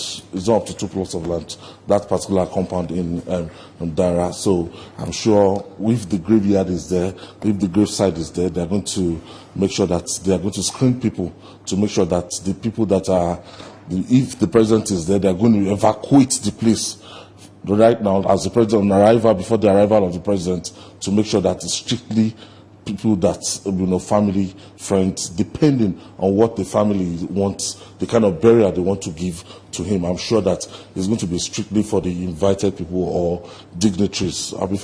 Yes, indeed. The people that we allowed it's standard protocol. Yes. Once the president and commander-in-chief is expected at a particular place, the whole place will be first screened, and that would happen, or that even should have happened. Yes, and this is the main express road now. Yes, this is not the streets. That's why that street will be cordoned off. That's why we're seeing this large number of people outside. Because lots of them would also want to be inside. And it's not possible inside that compound. Yes, that people will be in that compound. Lupe also reported earlier, the grave had been dug in the compound. That's where his body will be laid to rest. So we expect only, if not even all ministers, especially former ministers, not all of them will be granted access. It might just be, it's going to be very strict. Since the president is going to be there. Yes, close family members, some governors, and those VIPs. We hear about 4 presidents are also attending that funeral. There's the Prime Minister of Niger Republic and some top delegations from these clerics are going to, especially Issa Ali Pantami, who was President Buhari's Professor Pantami, who was President Buhari's Minister of Communications and Digital Economy. He has a very cordial relationship with President Muhammadu Buhari. Some people also say, he was one of those, should I say, those clerics or spiritual allies of the former president. He's a deeply spiritual person. We see him going to President Buhari's house. And he had unfettered access to the former president, and also... and I gather that the Sultan of Sokoto is on ground. Yes, indeed. If Sultan of Sokoto is on ground, those are the... We've also seen the Emir of Kano. Well, you would want to ask which of the emirs now, but we'll say the emir of Kano, Alhaji Ado Bayero. Yes, I've seen Ado Bayero there. Lupe spoke with him earlier. I know top traditional rulers and, of course, Islamic leaders will be there in Daura. We don't know exactly what time this body will arrive, but from what we gathered from our cameraman Razak, the body is already proceeding, and in less than 30 minutes is expected to arrive there in Daura at the helipad. That's where the prayers will be done. President Bola Tinubu would have arrived earlier, because I don't think he went by road. So he would have arrived earlier. Yes, when President Muhammadu Buhari became the president, so an helipad from Musa Yar'Adua airport, an helipad is very close to the president's house that they can deploy. I think the president is going to use that helipad. It can take minimum, I don't think it can take just helicopters. 2-3 helicopters is not possible for it's a very small facility. And if you want to look at it as a matter of fact, the kind of people that will be attending these events, gentlemen, I'm looking at Katsina State in terms of hotel. All right, gentlemen. What's up? Yes, Ayo and Femi. I wanted to really speak with Ayo. You covered the former president, Muhammadu Buhari, during the elections in 2015 and, those months leading up to the election. Talk to us about the experience back then. In 2015, when I went to this particular house, I met with Malam Garbashew, with my cameraman, and I met with the president. I had an interview with the president. But as of that 2015, that was the presidential election, was the governorship election was the first election that was held, and by that time it was, as a former general, it was just like 2-3 military men that we had on ground during the governorship election in 2015. If you remember the sequence and timetable of our election, the governorship and State House of Assembly election we hold first, and 2 weeks after the presidential election was held. So something happened 2 weeks after I left. So by the time we returned 2 weeks after, and the presidential election held first. So by the time we returned 2 weeks after, it was an elected president-elect. So by that time, they changed his security retinue. They didn't allow us they screened us properly before we could have access into his Daura home. And Daura is just a small town. It used to be a very small town that you hardly have hotels to stay. But during the 8 years of the presidency of Muhammadu Buhari, that's the time that particular town, attracted a university and a lot of institutions and a lot of federal presence in Daura town. So I'm sure the people of Daura, they will forever be grateful to have Muhammadu Buhari as the president because of the transformation from 2015 to 2023, the kind of phenomenal transformation that will happen in Daura. Don't forget that they shared the same border with the Niger Republic, and so there was meant to be a standard gauge, a railway that will go through there to Maradi in Niger Republic. So people of Katsina State, they are very, very grateful that for the second time after they lost late Umaru Yar'Adua, and they have another person from that Katsina State, the same state, for producing the president. It's so unfortunate that we have to lose this great patriot. We lost Yar'Adua barely, before he exhausted his first tenure.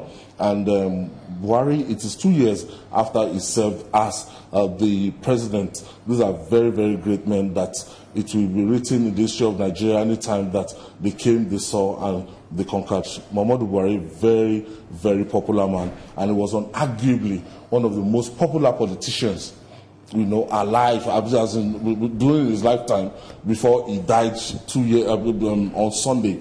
That is kind of cult followers. I remember during that election, the campaign anywhere. There was a particular time we went to Borno State. They didn't even allow us. We couldn't land the helicopter could not. The plane could not land because if you see the number of people that they want to just behold the president, it was very, very difficult landing. People ran into the wrong way. It was very difficult. During the 2015 election, his popularity was all-time high as at that time, and the kind of political awareness in this particular Katsina State. These polling units, our Obivan got to the polling units around 4 a.m. We set up, and by the time they started counting the vote, don't forget, we didn't have beavers that time. So by the time they started counting, it ran to like 7 p.m. People were coming with their motorbikes, people were coming with their vehicles, and the full light of their vehicles represented how, gave us like a backup light for the Buhari's polling units. So the kind of level of political awareness, people stood under the sun, and when it was afternoon, people started bringing food to offer us food. Journalists that said, please, take something, very hospitable people, and I'm sure they are going to be in a very, very sober and bad mood right now. I'm sure that the Almighty God will grant the people of Katsina State the fortitude to bear this irreparable loss. Femi. Indeed, it's...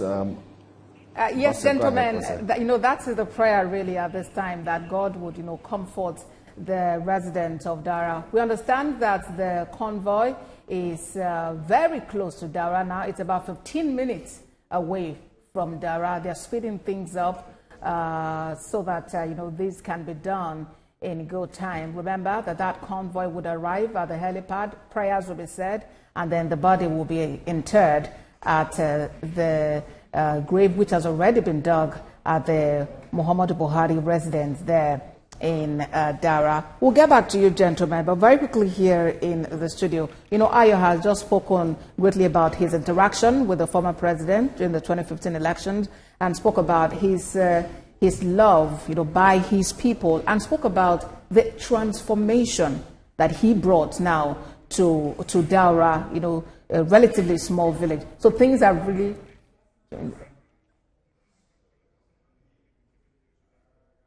Okay. All right, so this is the convoy heading to Daura. Convoy heading to Daura from the Umaru Musa Yar'Adua airport. Yes, and the corpse is there also. The body of former President Muhammadu Buhari is there also. In about 15 minutes, they would arrive Daura. Like pictures we're showing you there. All right, now Uzona, so Daura is obviously today wearing a new look. Security is watertight. It is the who is who that will be allowed to actually, access the compound where he would be interred. So many people around, those who worked with him in the past, those who've heard about him, those who live in the community. It's a tight one and a solemn moment in Daura today. Definitely, it's a very sober moment for the people of Daura and by extension the entire country, to watch and see a former president for 8 years being interred today. So that's a sober moment. As a matter of fact, the live pictures we saw a while ago, which we still have, we saw a while ago where the convoy was moving, I noticed that there was a helicopter flying on the other side of the road. That would just be my imagination, perhaps guiding and protecting and ensuring that the bushes, even the bushes, are safe. They're not just minding the road. They're also taking care of the bushes to be sure that everywhere is safe and there won't be any funny incidents today. Any moment from now, as a matter of fact, the time is counting down. The body will be interred, and that will be the end of this era, and a new era most likely will begin for the people of Katsina State, for Nigerians and for politicians in general, to see how the big shoes being left by that man that people had said. I hear one of the, I think it was the governor of Nasarawa State who said that he moves around with 12 million votes. That is the former president moves around with 12 million votes. If we, picture that, we would like to see who takes over that shoe.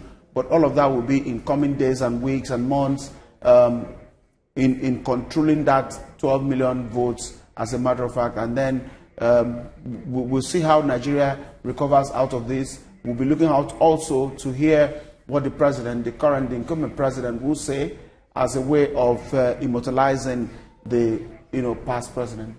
All right, Uzona. Okay, let's turn back to Abuja. Where are your Femi are standing by? A while ago, we showed live pictures from Daura showing some of the ministers who worked with the former president Muhammadu Buhari. Talking about style of leadership, how they operated. Femi, if you would just quickly say something about that. Well, that's one of the things a lot of people have used to criticize former President Muhammadu Buhari, the men that worked with him. A lot of people say he is a good man, he did his best in his capacity, but, they put the blame largely on the people that worked with him, his lieutenants. They were not able to deliver the goods. President Muhammadu Buhari came to power, with that popular vote in 2015. He campaigned on the mantra of change. A lot of people expected change. The hopes and aspirations of Nigerians were, lifted with his assumption of office. But, along the line, things started to look uncertain and unclear, especially with the health challenge former President Muhammadu Buhari had to face. That took him out of the scene for a while, and it was also a huge distraction to the to governance in the country.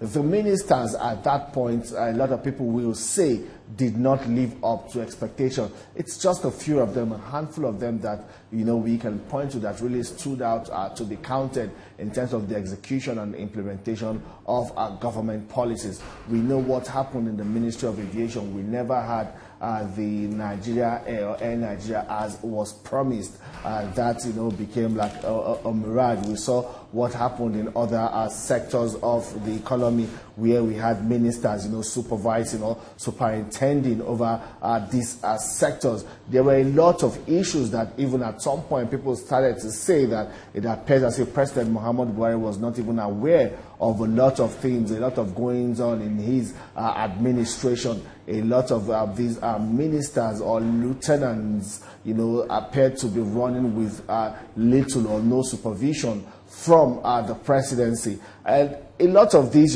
started to happen, especially when President Muhammadu Buhari then lost his chief of staff, Abba Kyari, who was like a strong pillar in the presidency. He was able to, galvanize these ministers, supervise and coordinate them. But sadly, he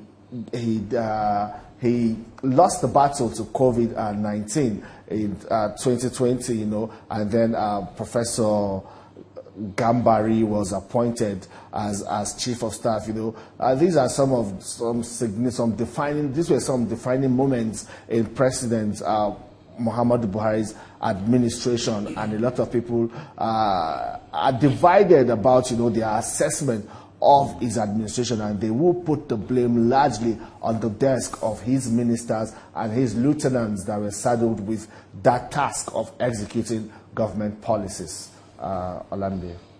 Right. Let's take this question to Ayo. Former President Muhammadu Buhari was one who was regarded as a very disciplined man, exemplary lifestyle and all of that.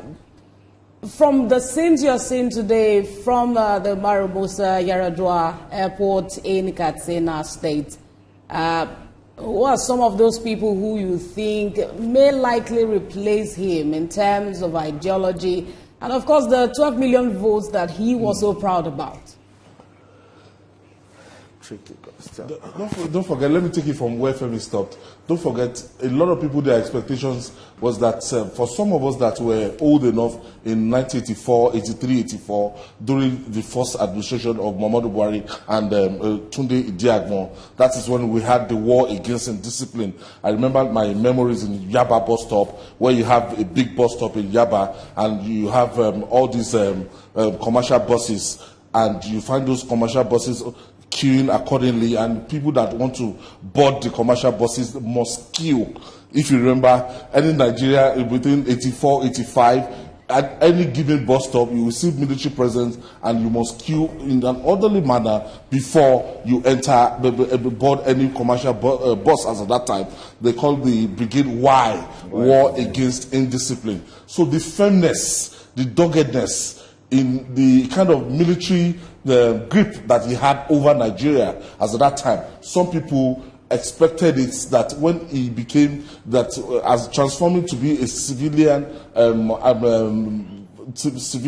president, that he is going to bring the firmness and everything, but forgetting that, look, the Buhari in his 30s, in his early 40s, those days that he was on top of everything, and with the capable hand of General Tunde Idiagbon at that time, and Nigeria as at that time went up to 200 million people. But the Nigeria he inherited in 2015 was quite different from the Nigeria he ruled over as a military administrator in 1984. So as much as possible, he had that zeal, he had that integrity, he had that credibility, but he didn't have capacity. That capacity was lacking. And age was, he wasn't somebody that, as at that time, he still had the ideology, he still had everything that, made him Muhammadu Buhari at that time. But to the credibility, people followed him. But the problem there is that, there's nothing he can do.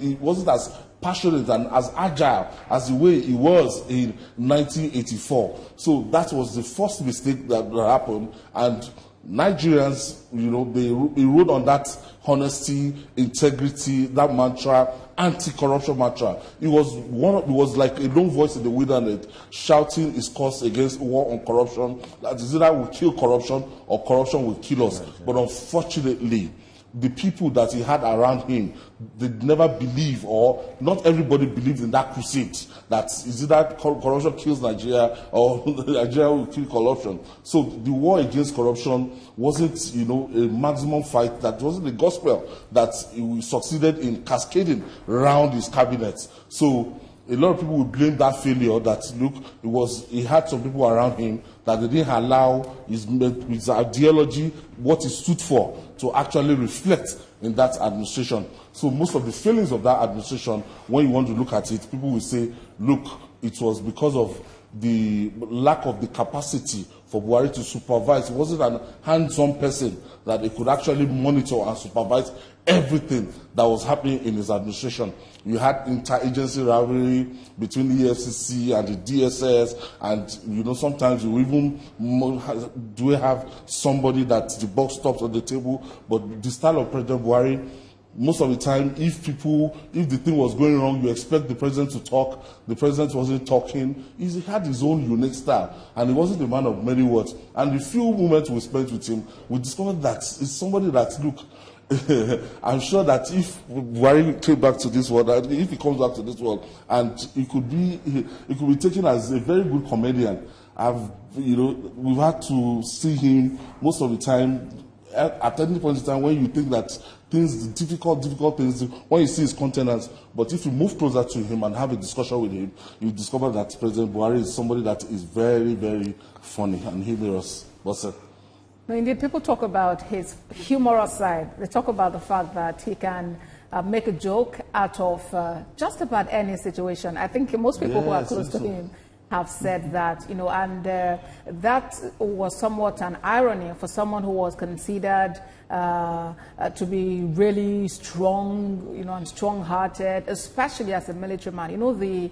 The thought we have about military personnel, that they are hard and strong, and sometimes it's as though there is even no feeling at all. But he seemed to really not be in that box, as it were. So any moment now, we expect his body to arrive in Daura, and then would have the interment take place. Oh, they are there now in Daura. Here we have the convoy, live pictures from Daura. The convoy, yes, has arrived in Daura there, where the former president, Muhammadu Buhari, would be interred at his residence in Daura. We see a large crowd gathered. This might just be the only opportunity they have to pay their final respects to the former leader, because just like Ayo and Femi have mentioned, the compound where he stays isn't even large enough to accommodate everybody.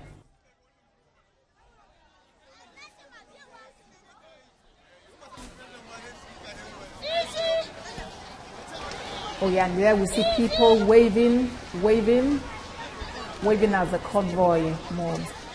All right, we are not sure who is in this vehicle, but then we can see the seal of the armed forces now. But very shortly, we'll begin to see members of the entourage alight from the vehicles, and then the ceremony will proceed. But this is a huge crowd gathered.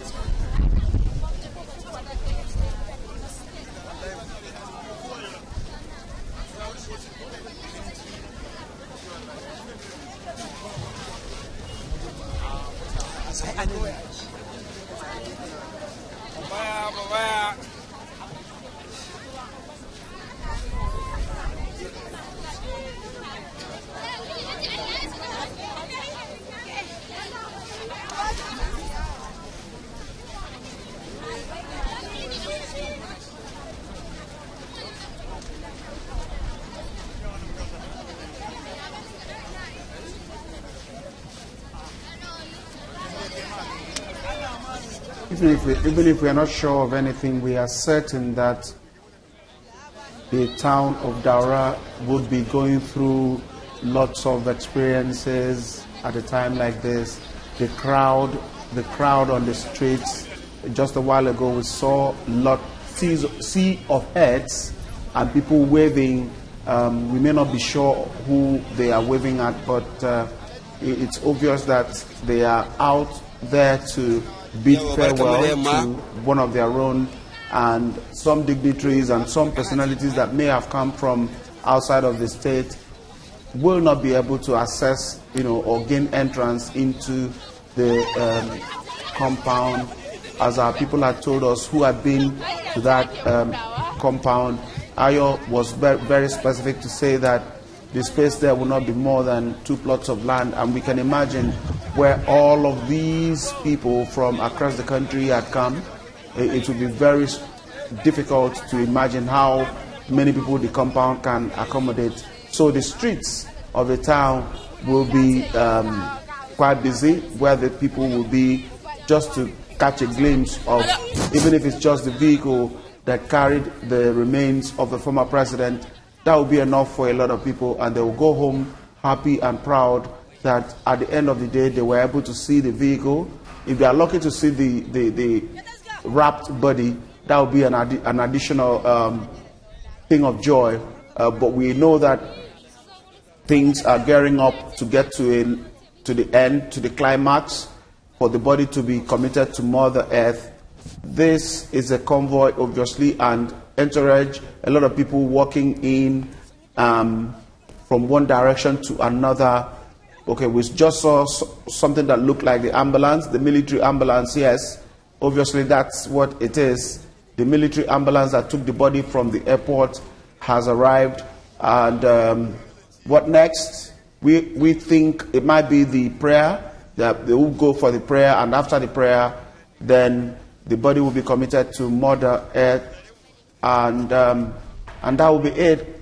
A journey that began Sunday evening when the death of the former president was announced in a clinic in London, and though it was the burial was expected to have taken place on Monday, but it was later shifted.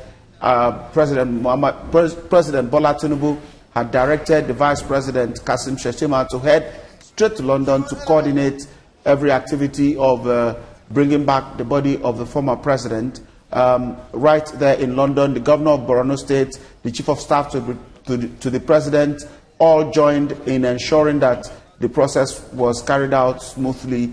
While also in London, we see the vice president right here in the live pictures that we have. But while he was in London, he also visited the former head of state, General Abdul Salam, who was hospitalized before now in London and was discharged later. These are, okay, the chief of staff to the president we see now, and Deputy Speaker of the House of Representatives, and several other people moving now, maybe for the prayer to be held, and then we see what happens next, where the body will be committed to Mother Earth. We also have former Vice President Professor Yemi Osinbajo, who served alongside the former President Muhammadu Buhari there, alongside other dignitaries gathered to pay their last respects to the former president. The former president of Niger Republic is also there. There he is with the red hat. We also have the governor of Borno State, Babagana Zulum. That is the governor of Katsina State, Umar Diko Rada. And they're standing there by the ambulance. We think they are trying to get directives as to how to proceed now for the prayer. There is the Speaker of the House of Representatives, Abbas Tajuddin, alongside other dignitaries. Our reporters mentioned earlier that tens, hundreds of dignitaries are gathered there. Talk about some governors, 7 governors, former governors, senators, members of the House of Representatives. And let's pause now to listen to some sound from there. But there we see the body being wheeled. Right. Ready to be wheeled. Waiting to be wheeled, yes.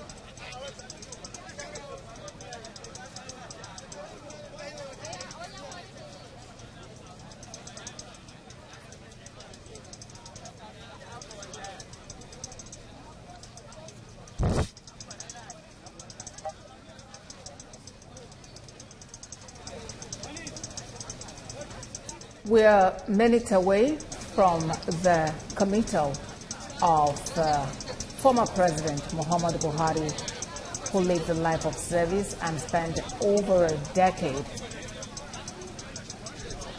serving fatherland, first in his capacity as head of state, and then later as democratically elected president of the Federal Republic of Nigeria.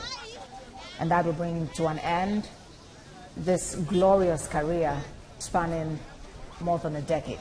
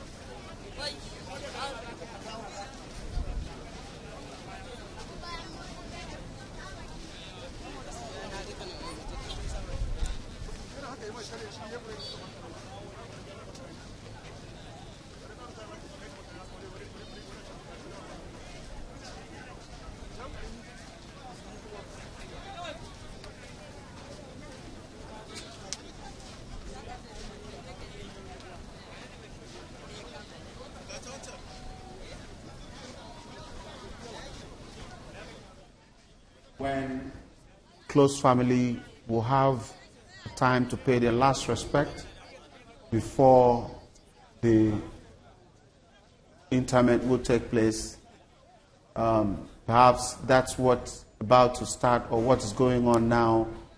We didn't see much of ladies in black before now. Okay, we see them more now again. And that suggests that it's something close to deep emotion taking over this period. Some personal prayers being offered, and lots of thoughts. You can only imagine what's going through their minds at a time like this. Someone they have lived with all their lives, called father, called uncle, called brother, now getting close to the time that they wouldn't see him anymore.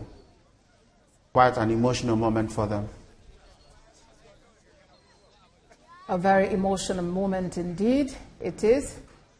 Prayers would any moment now be offered for the former president. We see, just like Uzonna mentioned, some people there already filing to pray and to pay their last respect, after which his body would be committed to Mother Earth. We see mourners taking turns around the ambulance to pay their last respects.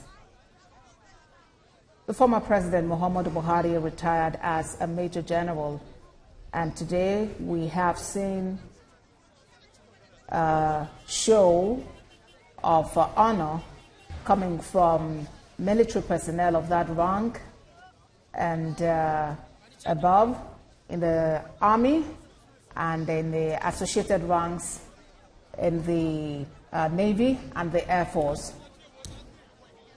honoring his legacy. And it's good to note that while he became head of state, he did not promote himself, going on to retire as a Major General. Any moment now, the body of former President Muhammadu Buhari would be interred at his former resting place. Live pictures there of Vice President Kashim Shettima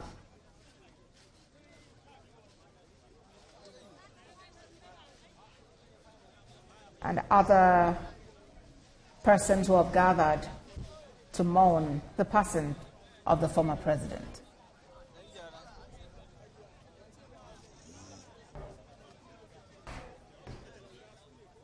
Okay. That's a former minister, Olorunimbe Mamora.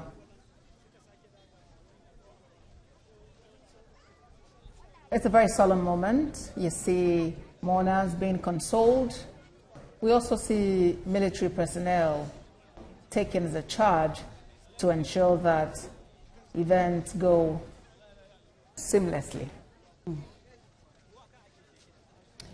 The solemn moment, Bosse, like you said, you see people trying to take turns, looking into the ambulance, people who expect family and friends, trying to pay their last respect to one person that they have respected and honored all through their life. So one can say that in death, just as in life, Muhammadu Buhari enjoyed 12 the million love. votes. 12 million votes. if it were possible, I never saw it that way. The 12 million would even be gathered here. A lot of people will not get as close as 500 meters to the compound. Considering the crowd and the volume of traffic, vehicles that are here, a lot of people may never get as close as 500 meters to the compound.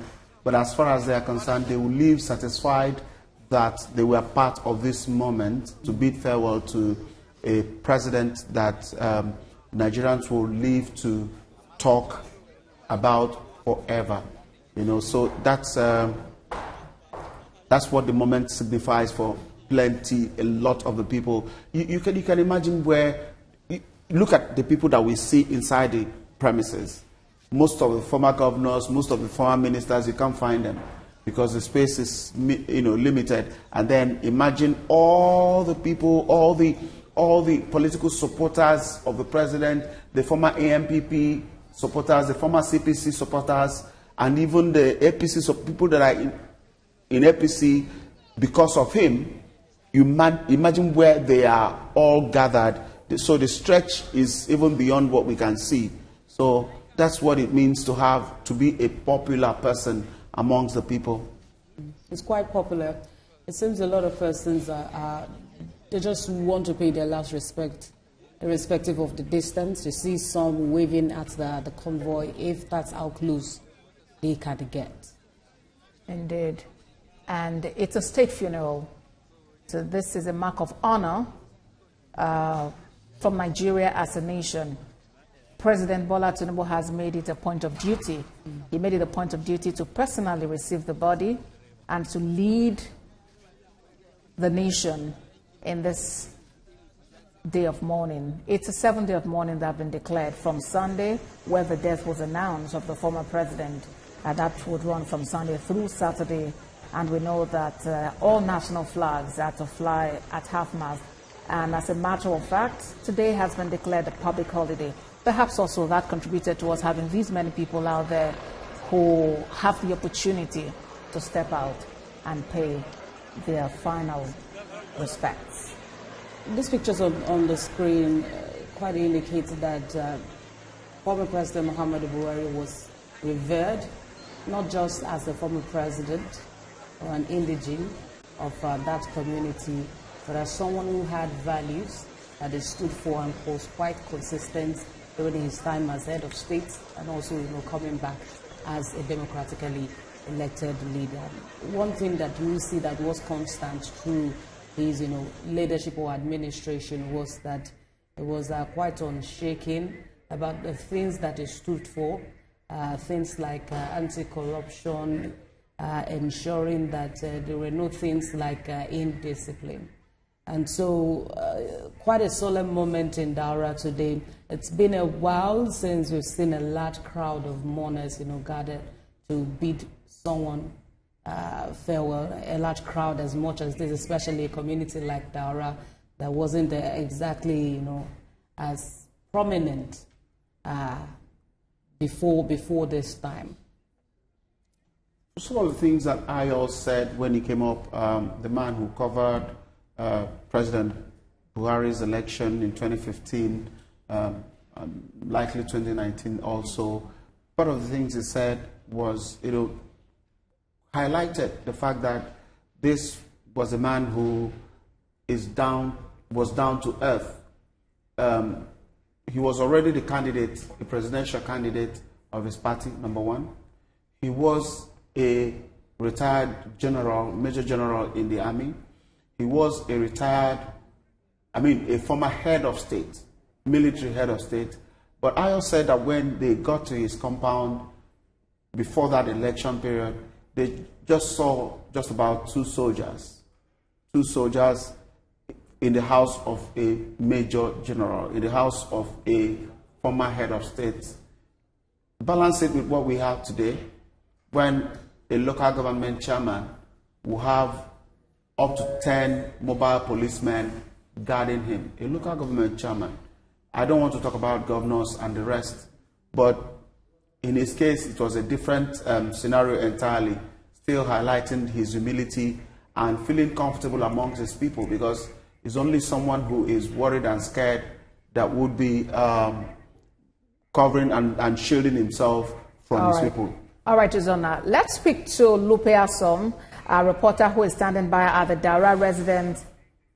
He's actually in the Daura residence of former President Muhammadu Buhari. Lupe, talk to us about what is happening there.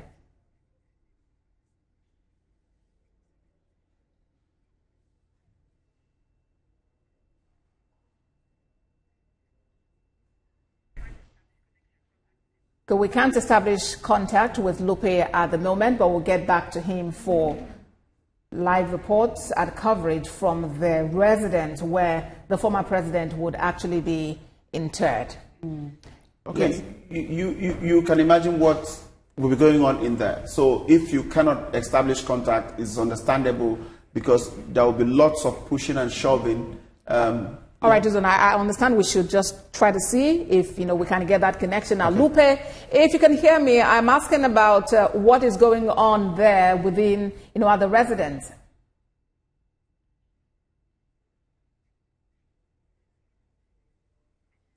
And there's also the possibility of network being jammed because of the dignitaries that are there now. That are there now. Okay, Lupe, it does appear you're muted. If you could unmute your device and tell us what is happening there as we await the interment of the former president.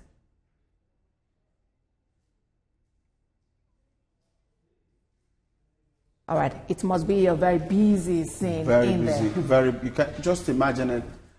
Security operatives will have their hands full, putting everybody in check, where not to cross, where to stand, where not to stand, and all of that. That may even contribute to slight delays here and there, because until things are properly put in place, there may not be space to even move the body, to where the actual interment will take place. So it may cause a bit of delay, and we understand all of that, and we know that the quality of personnel we have will have plotted everything, and then continue to manage it as it occurs and, expands.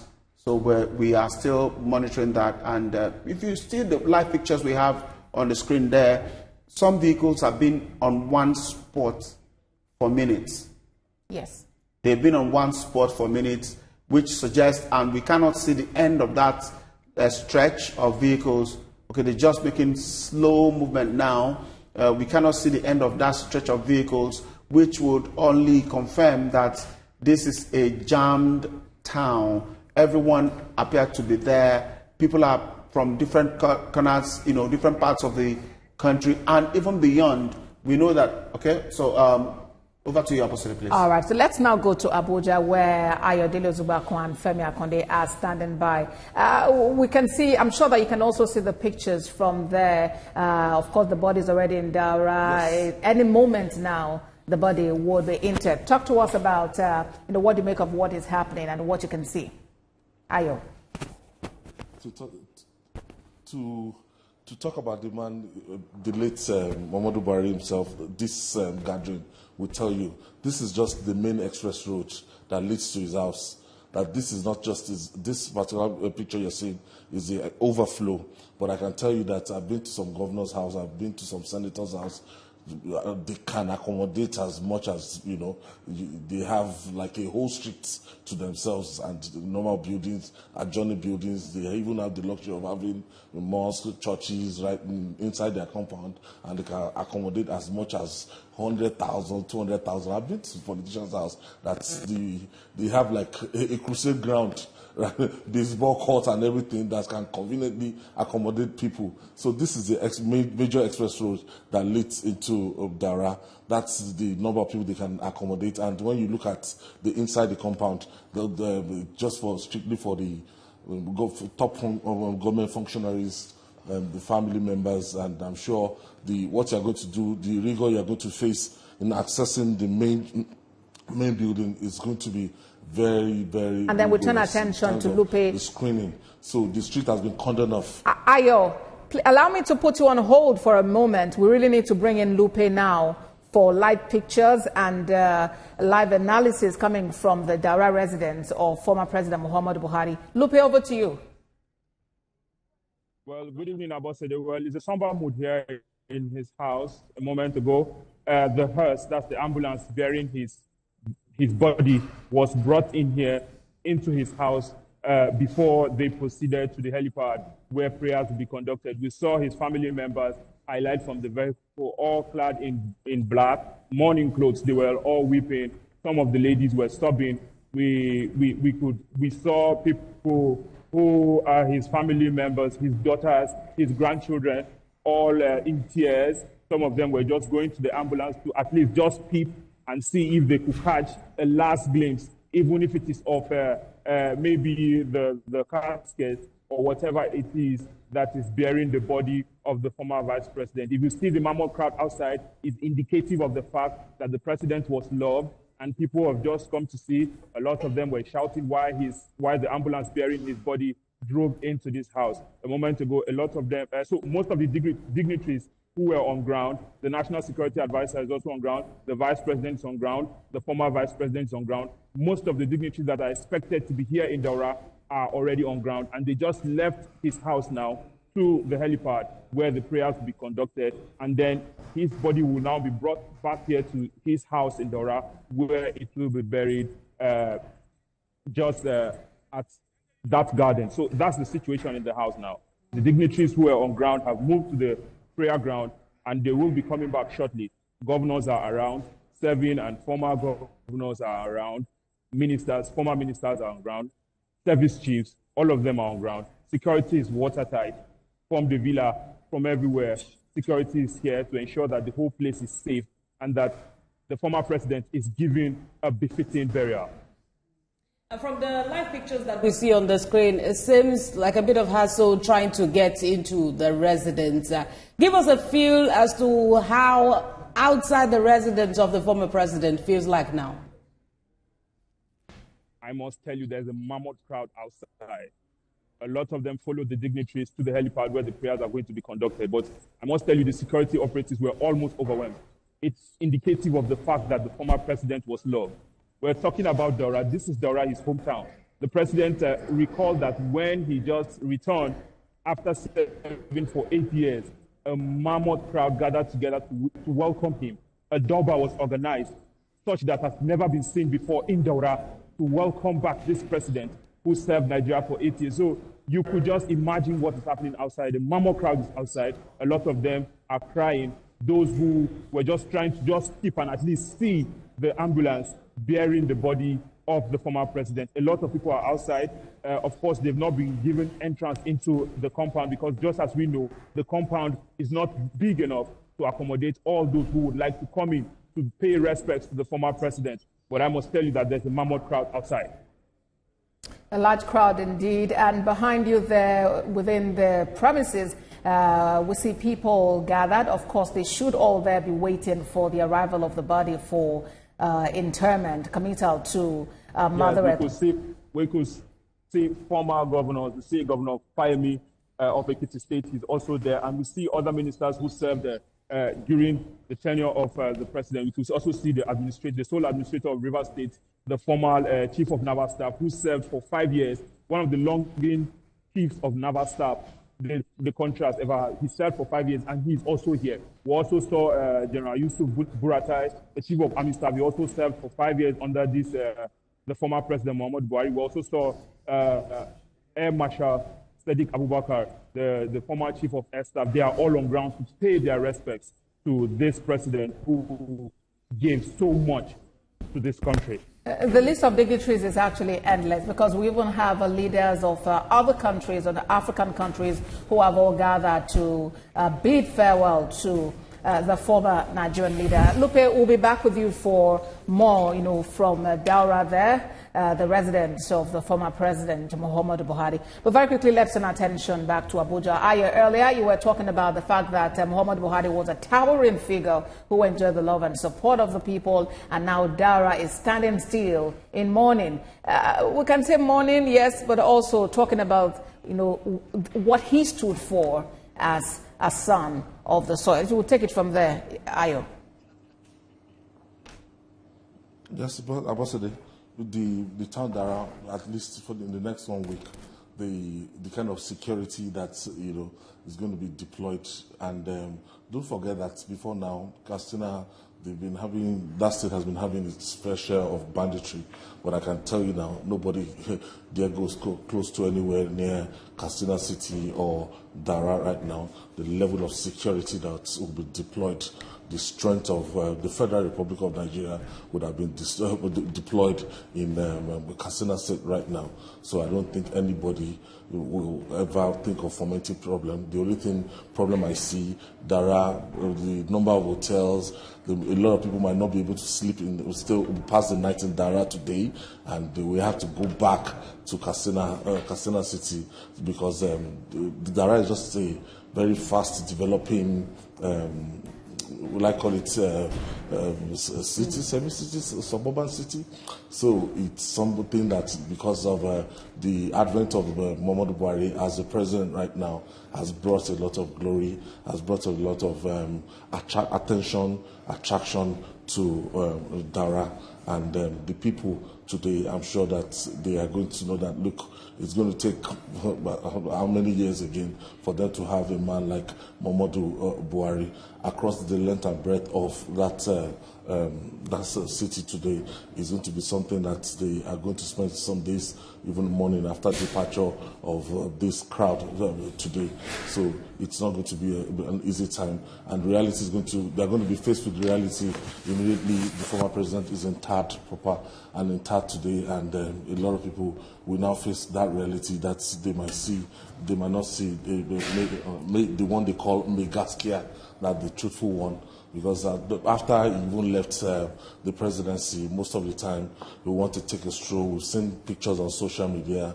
He will just come out and people will be calling him ba ba ba ba ba ba. We'll still be waving and still talking about the kind of popularity, the kind of man he was, and so unfortunate that they might not see the one they call Megaskia again, possibly. All right, Femi.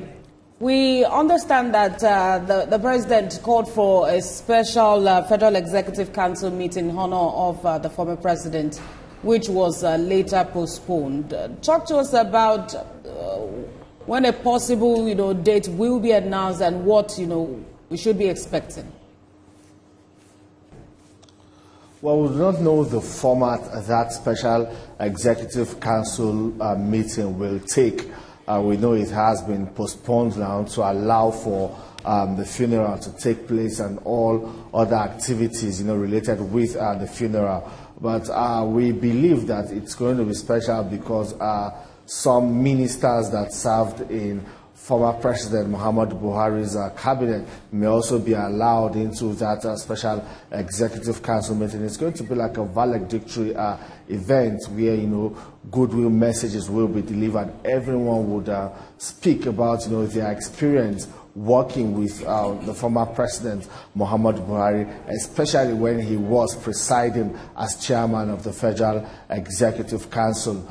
We do not know if but we believe that some members of his family will also represent the family in that special FEC meeting. But of course, we do not know if his wife, Aisha Buhari, will be there because she may still be mourning and would not want to begin to attend public events yet. We also do not know if that will be deferred till after the whole mourning period, so that it will be a bit more elaborate, of course, to honor a man who has also served the country for many years, first as a military president and later as a democratically elected president. The format is not clear, but that's for the executive arm of government and, of course, the secretary to the government of the Federation, Judge Akume, to coordinate, how that whole activity will be at the end of the day. But we expect it to be,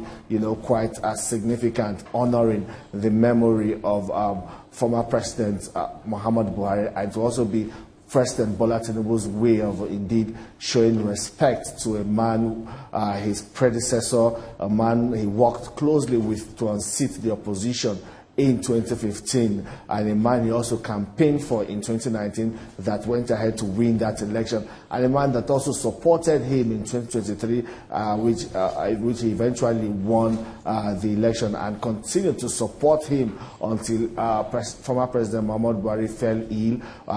President Tinubu still again had to dispatch the vice president to go check on him and inquire about his welfare. And well, sadly, the former president, died at the London hospital, and then his corpse, his body has now been brought back, and the interment is about to happen. But we believe that beyond the interment, there will still be activities to honor former President Muhammadu Buhari, both by President Bola Tinubu and by other relevant authorities.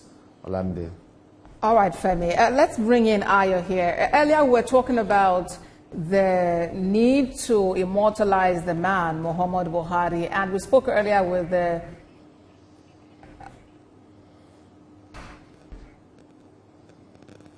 What's that? Okay, prayers are now being offered for the repose of the soul of former President Muhammadu Buhari. After this, the interment would take place.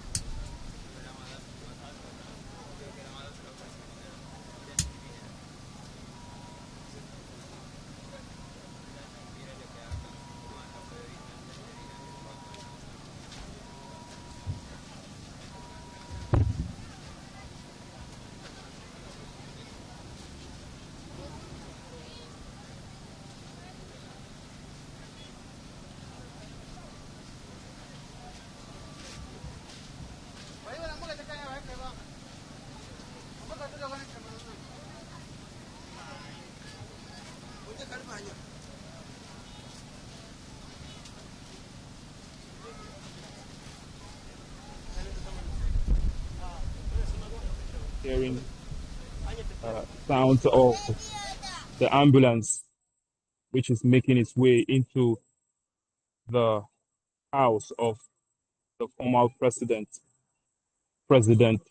Muhammadu Buhari.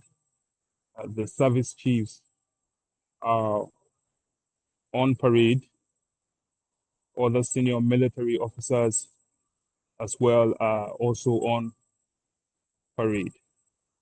So at this moment, we are waiting for the ambulance to make its way into the house.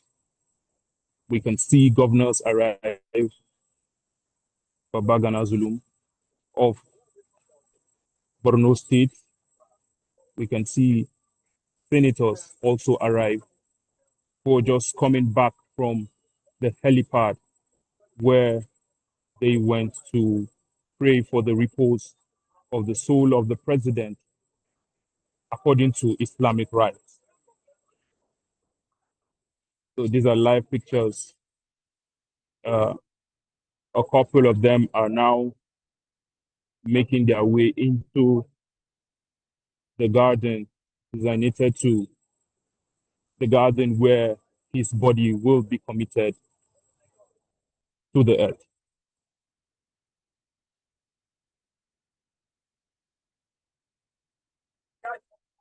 Sympathizers are trooping in to his house, hoping to catch a glimpse of what will be the last for them of maybe the body of the former president.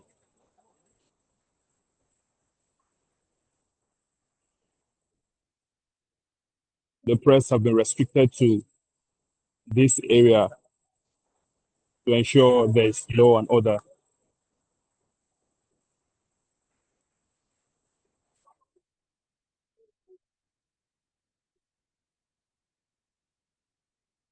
The ambulance is now making its way into the house of the former president. It will be led President Bola Tinubu will be leading the delegation of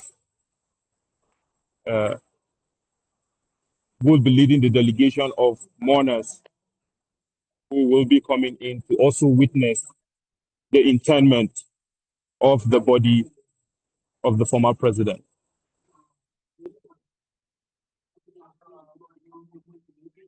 We can see the governor of Katsina State making his way in.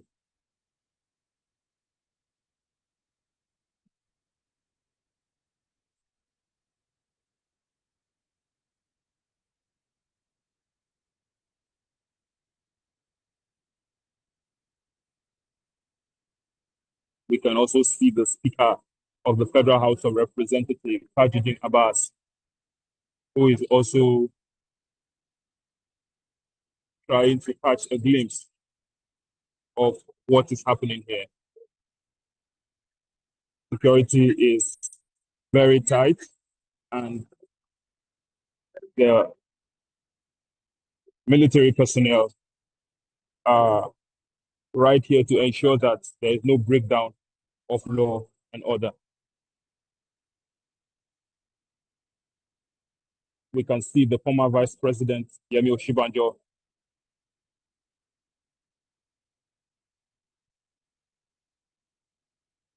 making his way into that arena.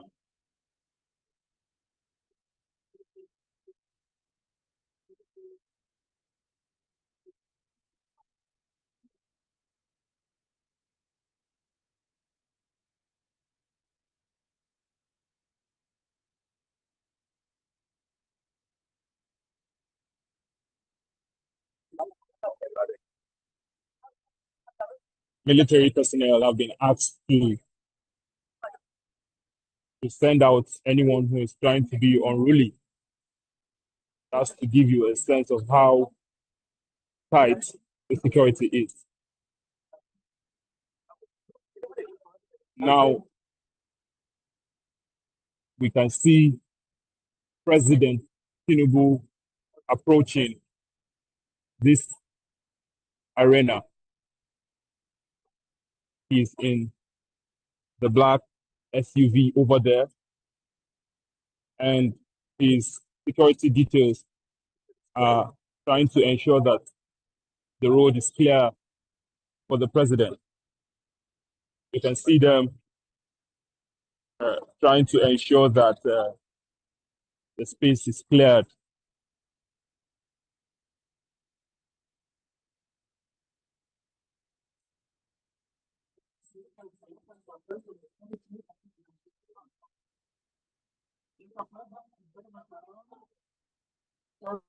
So at this moment, we can confirm to our viewers that the president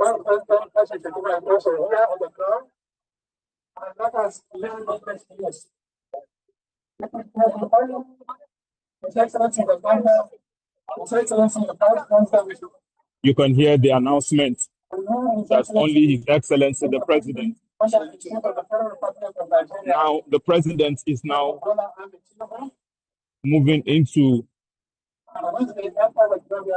the graveyard where the president, the former president, Muhammadu Buhari, will be interred.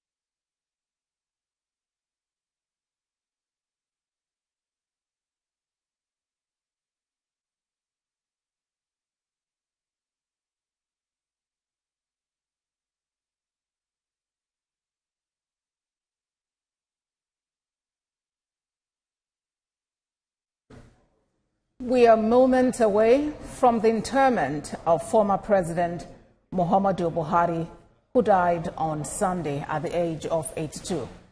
President Bola Tinubu led mourners to his graveside where the ceremony is taking place. TVC News is live at the graveside and we'll be bringing you live pictures just like we have on screen now from the location.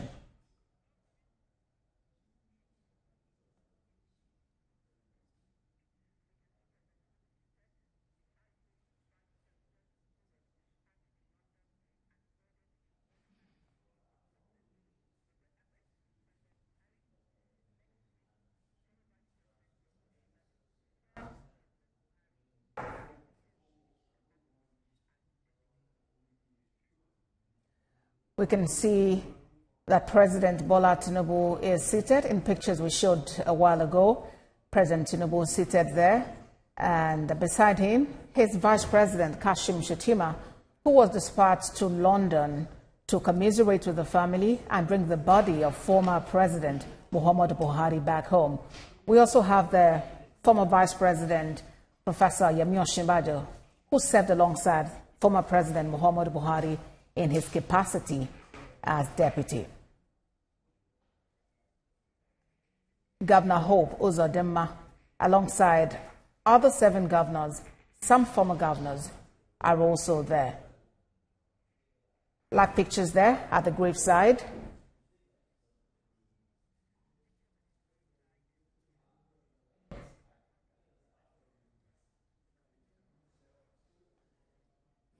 Here are live pictures from the graveside. It's just a matter of moments before the committal process begins.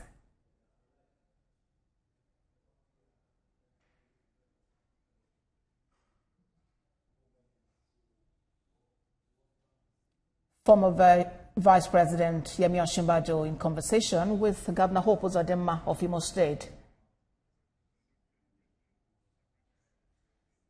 And there we have the Deputy President of the Senate, Barau Jibrin, who is also there interacting with Governor Hope Uzodinma. Beside him, there we see the Chief of Staff to President Bola Tinubu, Femi Gbadabiamila. We'll see the Deputy Speaker of the House of Representatives, Benjamin Kalu. That looks like the Minister of Information, Muhammad Idris. They're all gathered to bid former President Muhammadu Buhari farewell. He would be committed to Mother Earth any moment now.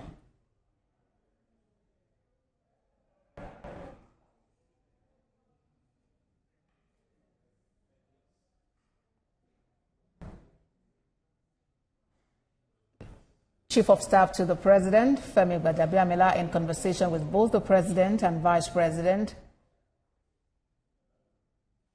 perhaps trying to get clarification on some matters before the committal process would begin. Speaker of the House of Representatives is sitting on the left of the President there, is Abbas Tajuddin.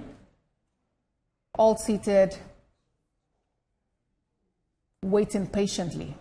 And behind the President standing there is son of the President, Sheyi Tinubu.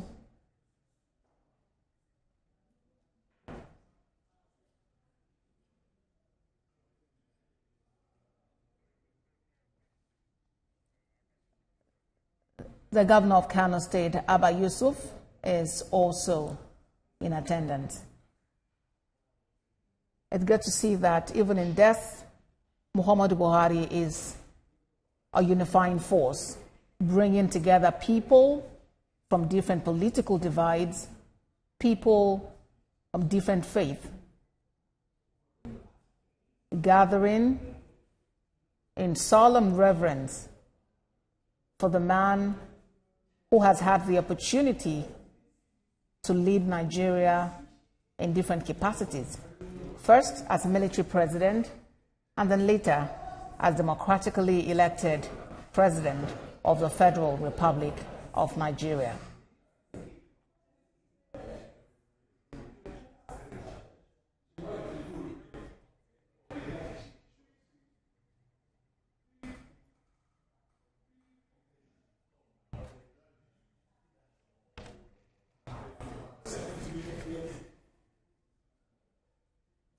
Live pictures from Daura in Katsina State, where former President Muhammadu Buhari would be interred any moment now. TVC News is live at the graveside, bringing you pictures, moment by moment, of events taking place there. Pictures there of President Bola Tinubu, who is leading the nation in mourning the man, Muhammadu Buhari, his predecessor as President of the Federal Republic of Nigeria.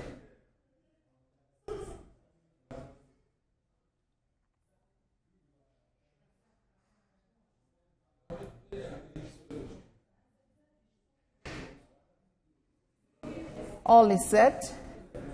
You can see a closer picture there of the grave. Remember, former President Muhammadu Buhari was a Muslim, and he's been buried today in line with Islamic rites. He died on Sunday at a London clinic at the age of 82. After which President Bola Tinubu ordered his Vice President Kashim Shettima to lead the federal government delegation to both commiserate with his family in London and to accompany the body back home to Nigeria.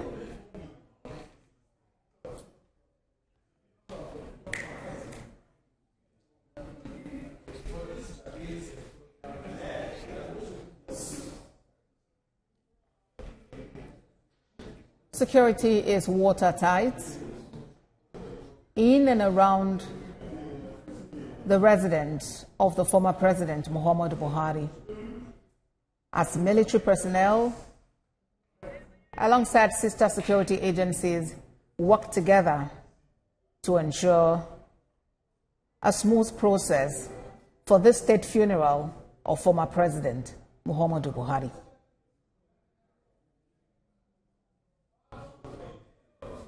Any moment now, his body would be committed to Mother Earth. TVC News is live at the Daura residence of the former president to bring you live coverage of the committal process, which begins any moment now.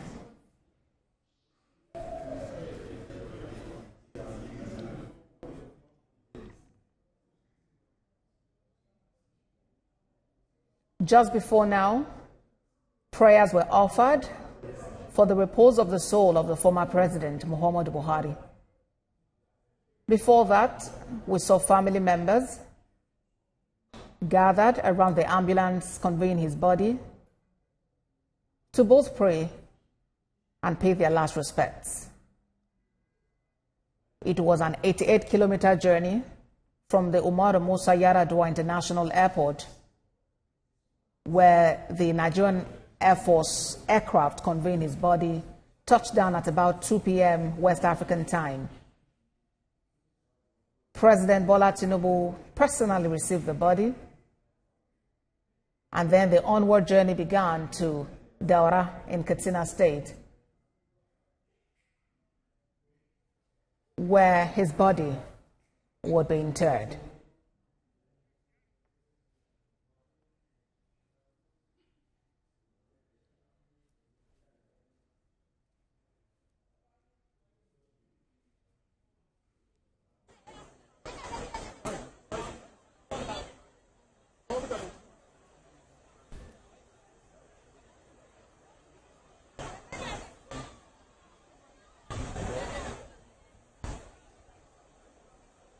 The simplicity of this whole process is what will rekindle the thought of the vanity of life in itself.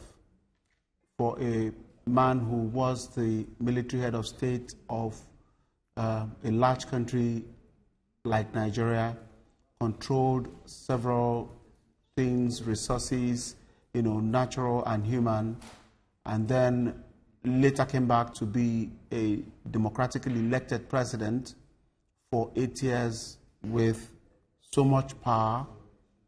At a time like this, all he has is a very small portion of land and a very, without any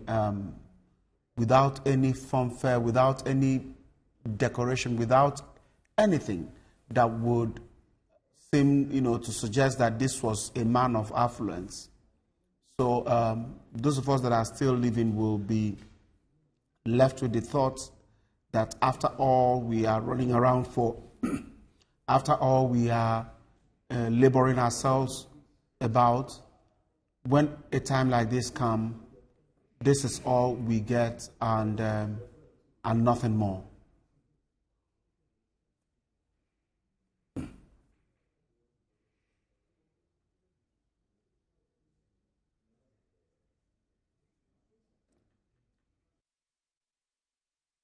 president, taking a stand, taking a place around the graveside, waiting for that moment that everyone had been waiting for, when the body of former President Muhammadu Buhari will be committed to Mother Earth. And we also see the son of the former president, Muhammadu Buhari, in these live pictures. Dignitaries gathered around the grave to pay their last respect. Any moment from now, the body of the former president, Muhammadu Buhari, will be laid to rest. This is the final stage of paying respect to the former president. Muhammadu Buhari has been described by President Bola Tinubu as a patriot, a soldier and a statesman who served Nigeria with unwavering dedication. Live on your screen is the son of the former president, Muhammadu Buhari, in a conversation with President Bola Tinubu. Muhammadu Buhari has been described as a statesman, a former statesman in Nigeria, a soldier with unwavering dedication to Nigeria.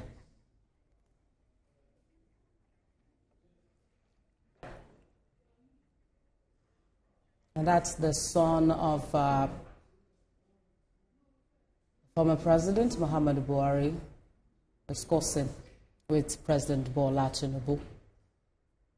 Any moment from now, we'll see the former president being committed to Mother Earth. One of the good things today is that the temperature in Katsina is not as hot as it used to be. While the temperature in Lagos is about 28 degrees centigrade, that of Katsina today is about 32. But this is a place that could get up to 38 degrees. So the temperature is not as harsh as it used to ordinarily be. So it's a bit more friendly for a lot of people that came in from different parts of the country into the place for the funeral. And that's a bit more comfortable for them to, participate in this process. Some pictures we saw a while ago still suggest that the road is still blocked with several people, thousands of people and vehicles, still lining up on the road. It's something that we cannot imagine how it's going to end, because this suggests, the possibility of many people driving out of the town back to Katsina or wherever they came from is very high, and we hope that everything works out well and people return to wherever they are coming from safely. We're still waiting for that particular moment when the body of the former president will be brought in here, and then the final stage of the ritual take place before the body is lowered into the ground, sealing that journey that began on Sunday evening. To this point, we are all waiting, patiently waiting. The world is waiting. Nigerians are waiting. People of Katsina are waiting. And we are here waiting and monitoring for you. Indeed, TVC News is live at the graveside there, bringing you live pictures of moment-by-moment activities as the world watches to see the committal of former President Muhammadu Buhari to Mother Earth. That should happen any moment now. In pictures there, it does appear security operatives are trying to make the place orderly, trying to determine who stays where to ensure that everything goes smoothly. And Lupe Asoma, reporter, mentioned earlier that there is already a directive that whoever behaves unruly should be sent out of that space. military personnel are seen marching into the arena now. That suggests that we are very close to the moment we've been waiting for. We see some military personnel. They are followed closely by, they are rolling in the body of the former president, now covered in national flag. We know already that this body will be carried by senior military officers at the rank of Major General.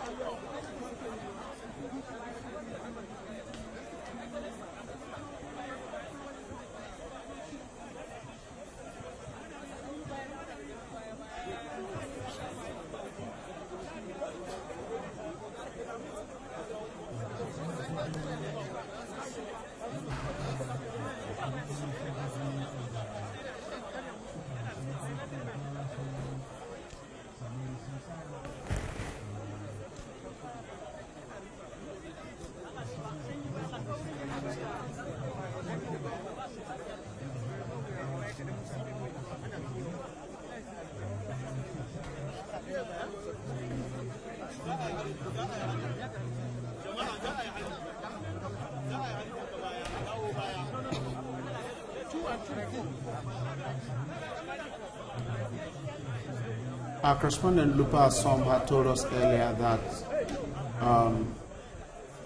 getting access into this environment was a very daunting task, and that limits the number of cameramen you can have in that space. It will be expected that TVC News will be the source for signal for most TV stations covering this burial. I'm not too sure about that, but I suspect because of the limitations earlier announced of people being able to access, gain access into that place. So TVC News right now might be this provider of the signal, and that would be a good thing for us to share with our colleagues.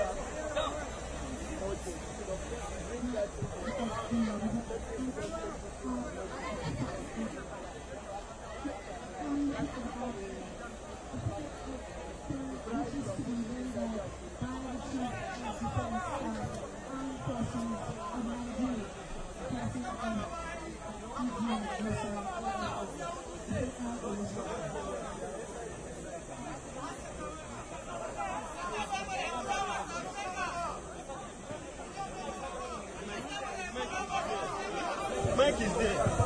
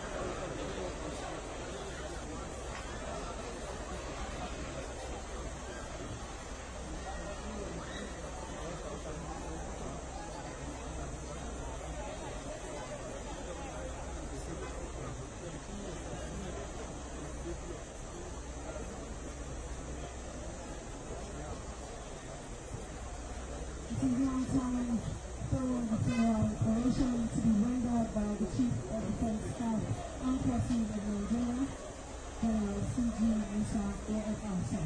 The CDC.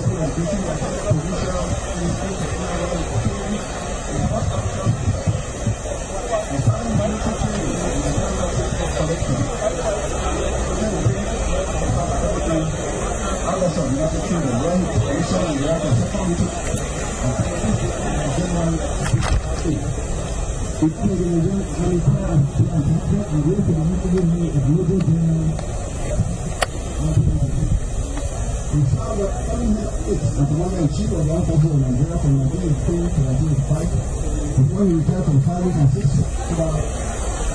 1985, he was democratically elected as the TVC President and Commander-in-Chief of the Armed Forces of Nigeria from 2015 to 2015. I'm streaming. Was confirmed late President Buhari attended several courses and performed credibly. Some of the courses include Long Task Force, Platoon Commander's Course, Mechanical Transport Course, Commander Staff Course, and Army War College Force. During his long master's course, he worked very hard he demonstrated commendable stamina during practical exercises and in advanced conditions.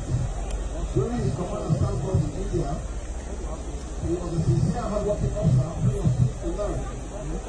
He demonstrated the ability to comprehend the implications of most situations and apply tactics to arrive at generally reasonable solutions. He was a friendly and cooperative individual who was best in his team. He accepted to see women who are expressed in both in acts. During his Army War College course, he was a well-read and articulate professional who demonstrated a vast range of knowledge and specifically related issues. He could read through Nigerian issues and identify the problems and make appropriate decisions and organization. He displayed the power of the handling of issues together with the remarkable ability to deal with a wide range of complex issues in Nigeria. He was internationally influenced completely and his intimate knowledge of foreign political military problems made him one of the key motivators in the service. His outstanding quality of conducting research, communication skills, and knowledge were often brought to bear during the course. Late President Muhammadu Buhari proved his mettle as a professional military officer while he served and held several command, staff, and national appointments. Some of the appointments are Platoon Commander in Nigeria, Battalion, Defense Command, Lagos Garrison Command, Company Commander, Company Brigade, Transport Company. The power player also served during the Civil War as Battalion Adjutant and Battalion Commander in the Infantry Battalion. He was able to secretary of one infantry division. He just based on Army Commander secretary of one infantry division. He was based on Army Division Commander. He was former commander of Infantry Brigade, Assistant General Headquarters of Infantry Division, Colonel General Staff Headquarters 3 Division, Acting Director of Supply and Transport and Contingent General in the United Nations Peacekeeping Force. It was the twilight of his career in the military. He served as the TVC Army, Minister of Social Services, Legislative, Chair of the Service to Further Procurement and Center Commissioner of Petroleum and Energy.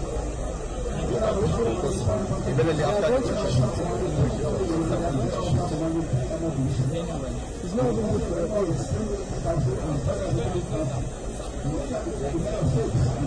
Commander-in-Chief of the Armed Forces of Nigeria and President of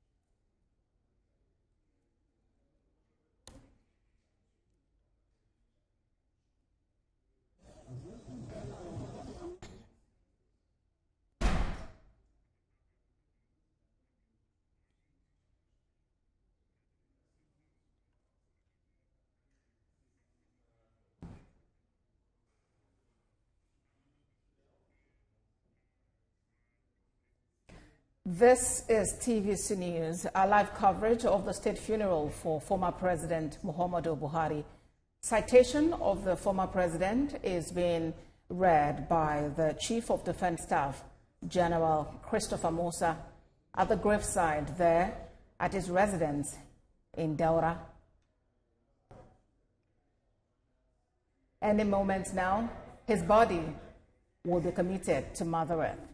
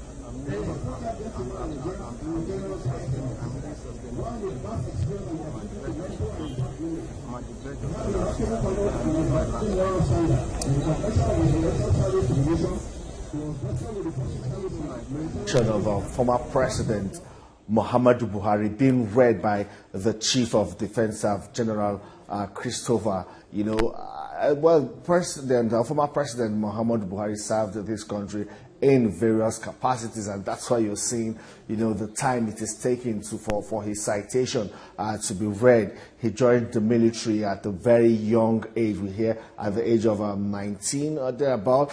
Served, rose through the ranks to become, a senior and ranking officer before he eventually worked with other officers in that coup in 1983, where they ousted the civilian administration of Alhaji Shehu Shagari. But he also came back in another capacity before he again re-emerged as a Democrat, reinvented himself as a Democrat, contested election 3 times, Ayo. But let's talk about, he contested election 3 times, and on these 3 occasions, he also went to court. Doesn't that speak to his belief in Nigeria's justice system?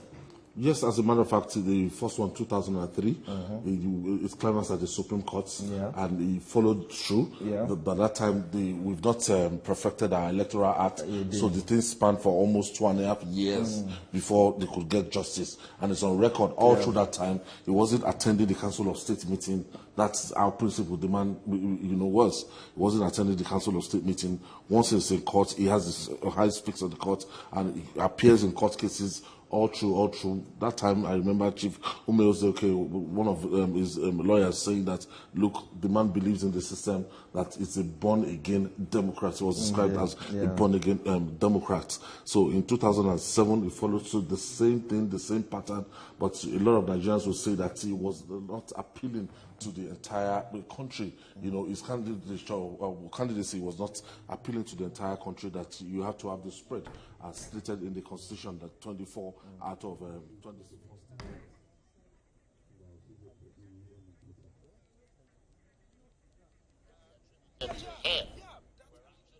Committal process begins now for former President Muhammadu Buhari. The national flag has been folded and will be handed over to a member of the Buhari family.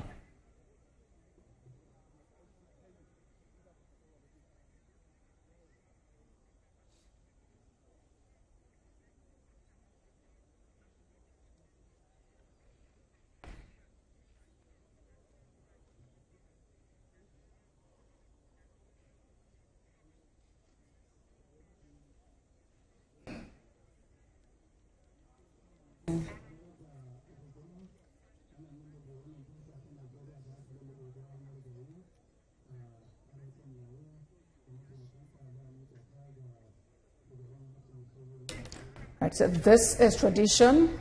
This flag is a symbol of Nigeria. It's a national flag, and now being folded in a particular manner according to tradition. and in honor of the man, Muhammadu Buhari, who had served as Commander-in-Chief of the Armed Forces, first as military president, and later as democratically elected president of the Federal Republic of Nigeria. So once that process is concluded now, that flag... Expect the body to be committed to Mother Earth. And watching this process, of course, is the president and the vice president. We see them seated, waiting for this process to end. So the body... Yeah, at the moment now, the flag is being handed over. It's been handed over to a member of the family.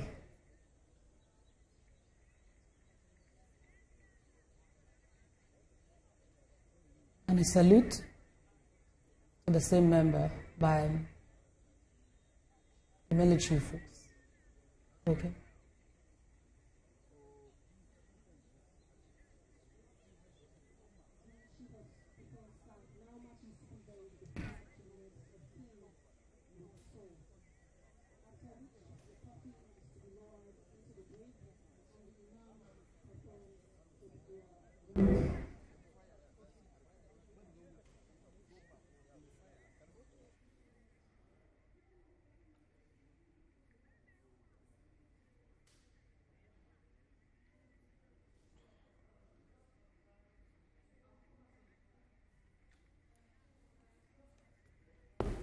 This is symbolic, showing respect for the former president.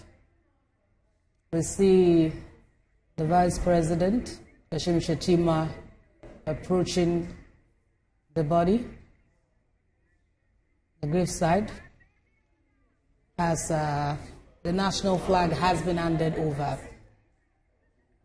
We also see the national flag being removed from the body of the former president, Muhammadu Buhari. I would expect that next is committing the body to Mother Earth. Indeed, any moment now, the body of former President Muhammadu Buhari would be interred. We see some of the dignitaries standing there around the body. It's quite a busy scene there, but our cameraman is doing his best to give us a shot as close as possible of the process. The body being lowered there.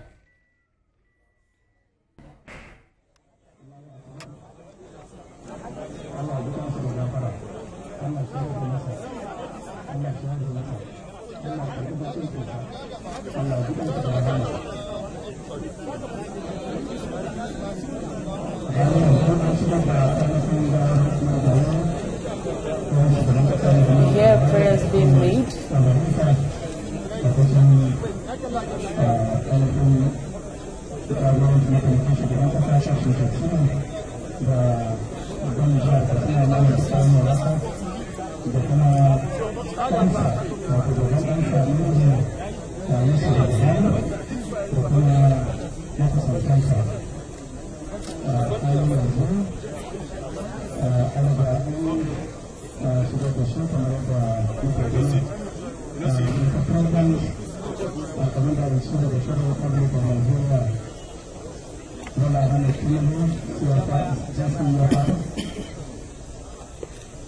The Vice President, National Shettima, has led for the hearing towards the remains of His Excellency the late President. And the final lady is submitted to us. Then we are doing that we just to acknowledge the presence of the President of Ghana, the President of Guinea-Bissau, the representative of the President of Chad Republic, and the former President of Niger, Mohamed Yusuf, and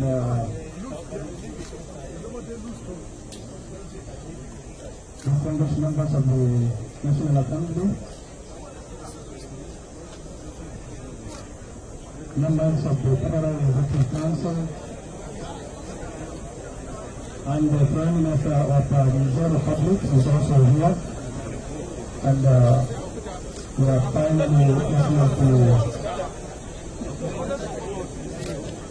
the hero of the presidency, the last president, Muhammadu Buhari.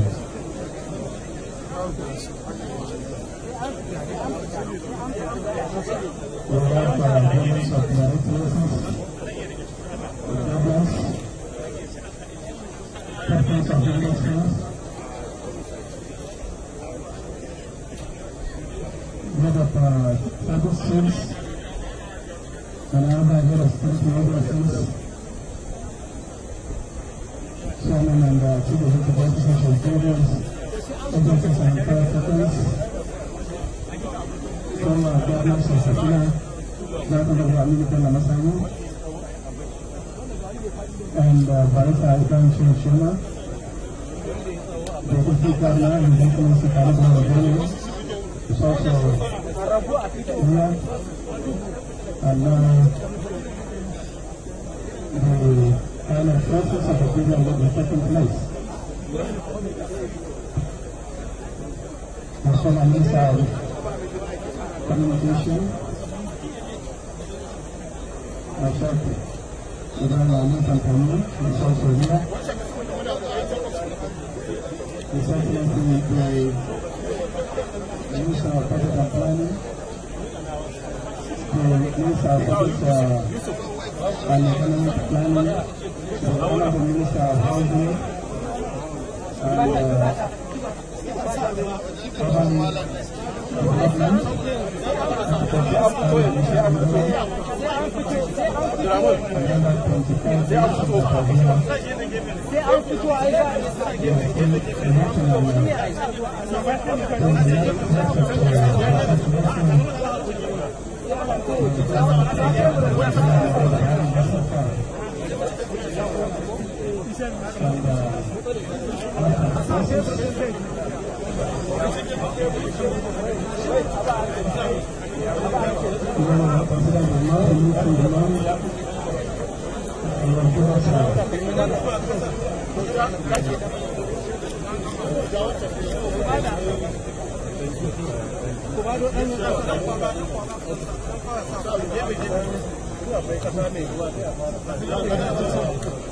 an kwaba wata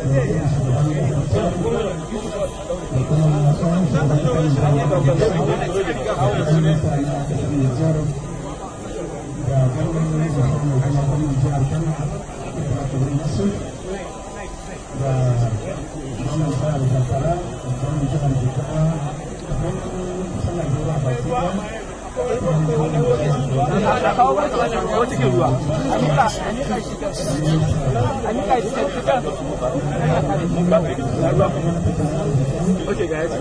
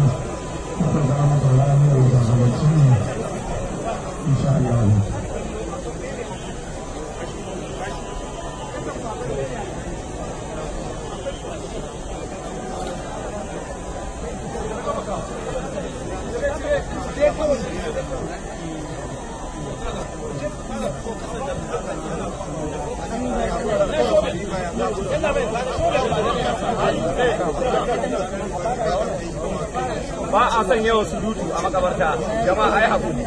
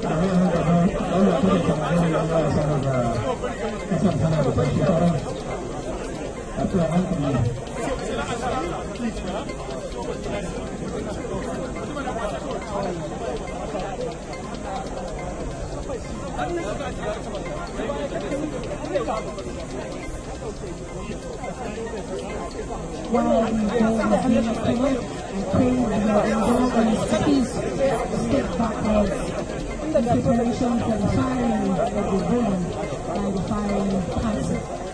Please pray for the government in preparation for the firing of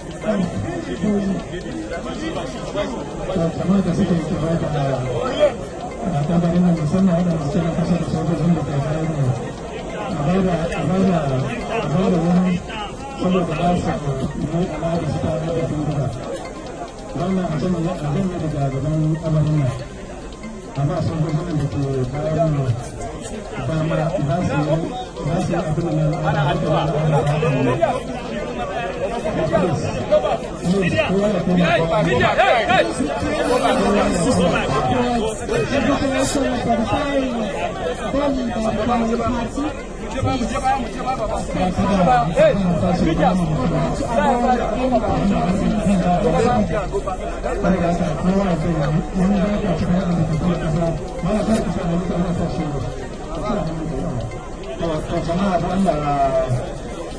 akwai daga baya akwai harkar da za a yi muna gudun kanso na ainihin harsashi kada ya fada ma wani wanda ke tsakiya don a koma gefe dana sa hannu a ba masu shagun hannu da Allah mala saura a koma bayan ba sa wani yawa ba masu shagun hannu tun daga abin aikin okay right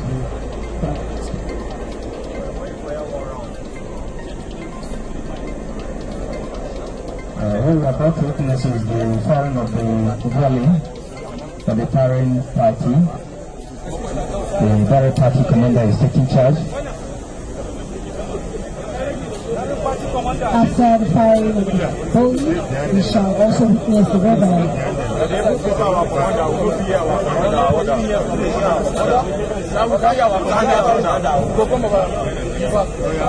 Media, go behind. Media, yes, please. Bro.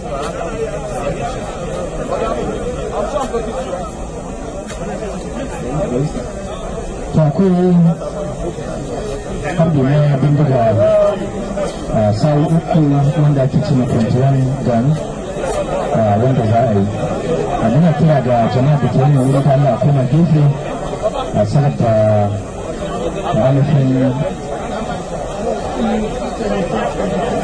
farin kati.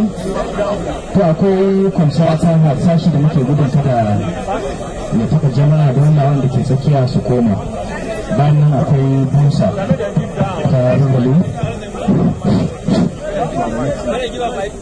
Once again, we pray for indulgence. Please step backwards for the firing of the boom.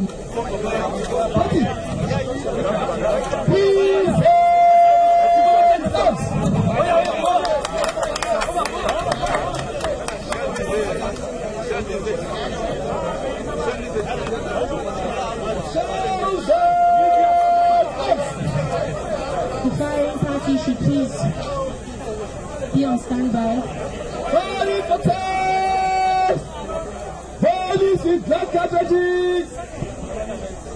The firing party should please be on standby while the grave is being covered completely. After the grave is covered, then we shall have the firing of the building by the firing party.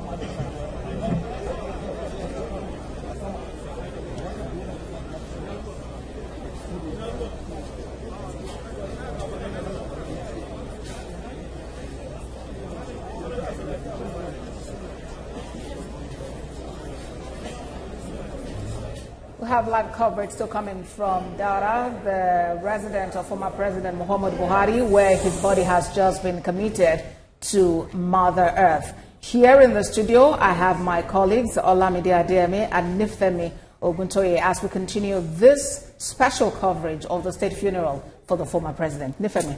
Indeed, Abosede, it's been a day of reflection and national mourning. We saw Mr. President lead the entire nation to show last respect for former President Muhammadu Buhari. His body departed London's Heathrow earlier this morning around 7:48 a.m. accompanied by close family. I don't think it can get better than this, seeing the entire Katsina state shut down for the former president. They've talked about how he's had that 12 million votes, but he probably would have more people supporting him even in death. But it speaks to the full cycle of life.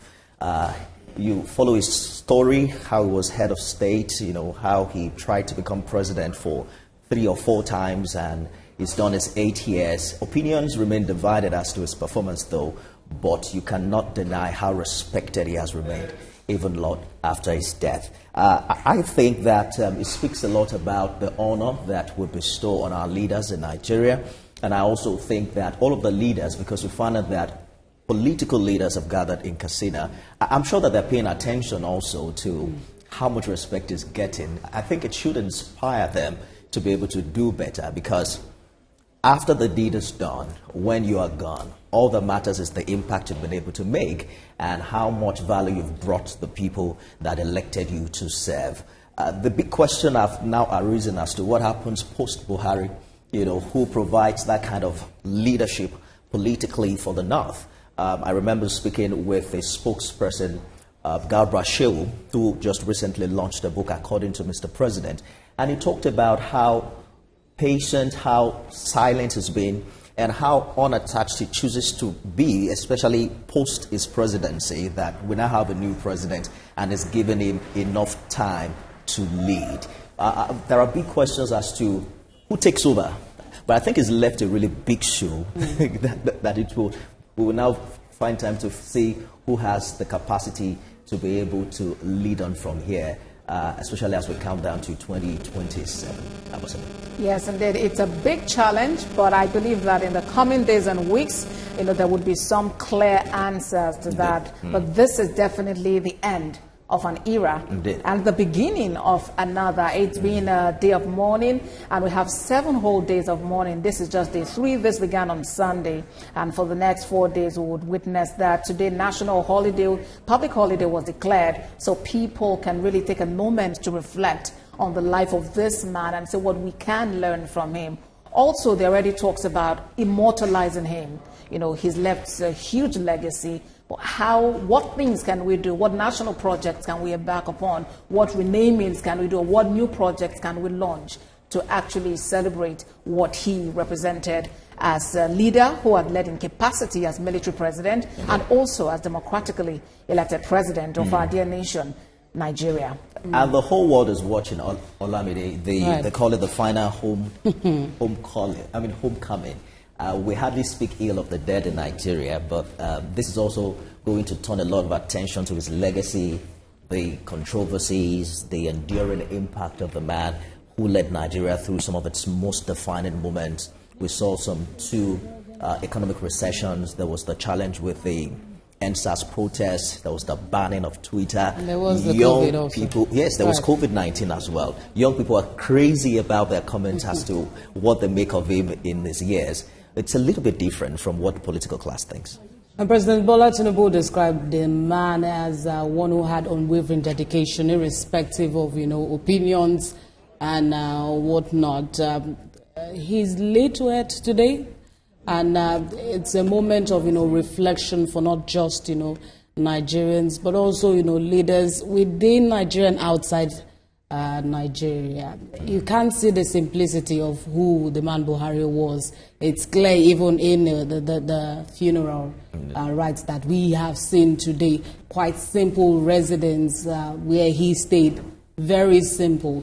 And so this is also, a moment of reflection for not just, we also hear that the man Buhari has served. He has done his bit to Nigeria, irrespective of opinions and whatnot. He has been described as one of the greatest leaders Nigeria had, irrespective of some turns, some downturns, and we've seen a lot of condolences coming, not just within Nigeria. And from the pictures that you see, live on this screen today, you can't be able to decipher how much of his support, he got from not just within Daura, but outside the state. And we saw the military also come out to also pay their last respect, which is one of the highest respect you can give one who was a commander-in-chief. Absolutely. Let's listen to what's going on. The military is honoring the former president, Muhammadu Buhari.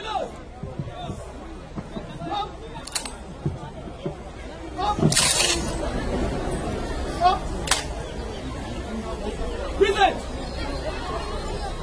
Fire! Oh no!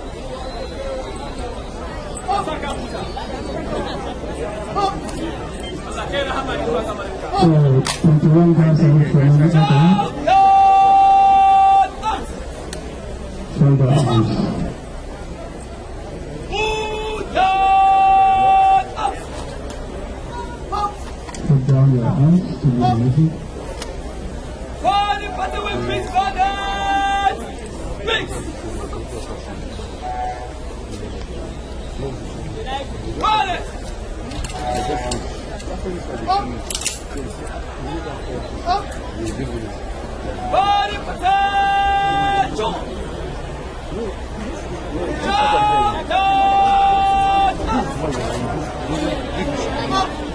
So, alhamdulillah, we're going to gabatar da addu'a daga limamin sojoji lieutenant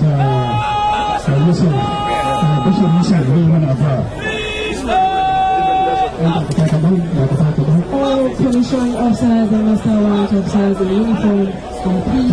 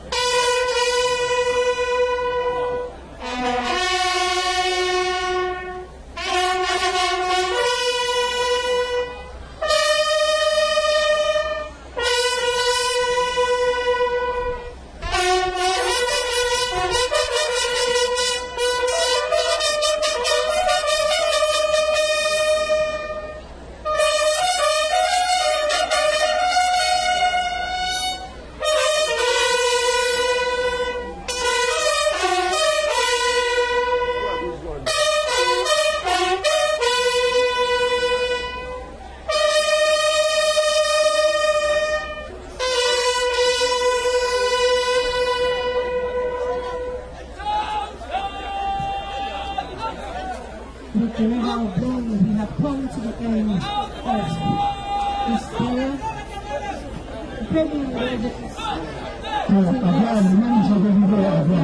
firing party march out while other distinguished invited guests make their way out of this venue. Once more we have the master of ceremonies for today's event. Wish one and all safe journey back to your various destinations.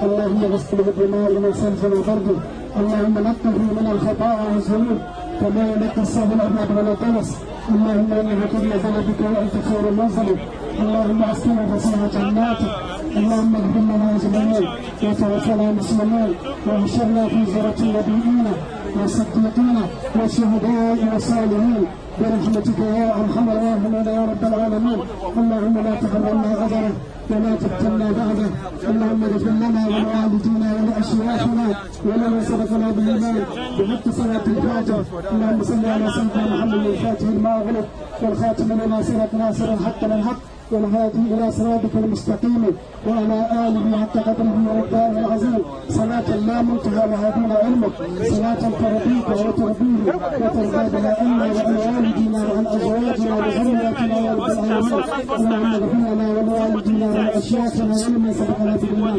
ربنا اغفر لنا ولاخواننا الذين سبقنا بالايمان ولا تجعل في قلوبنا غلا للذين امنوا ربنا انك رؤوف رحيم سبحان ربك رب العزه عما يصفون وسلام على المرسلين والحمد لله رب العالمين. ما شاء الله.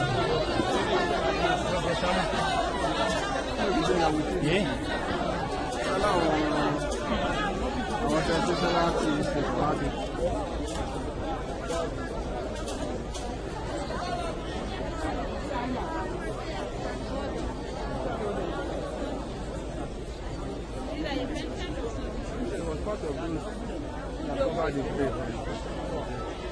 It's weak. Like I'm not eating that.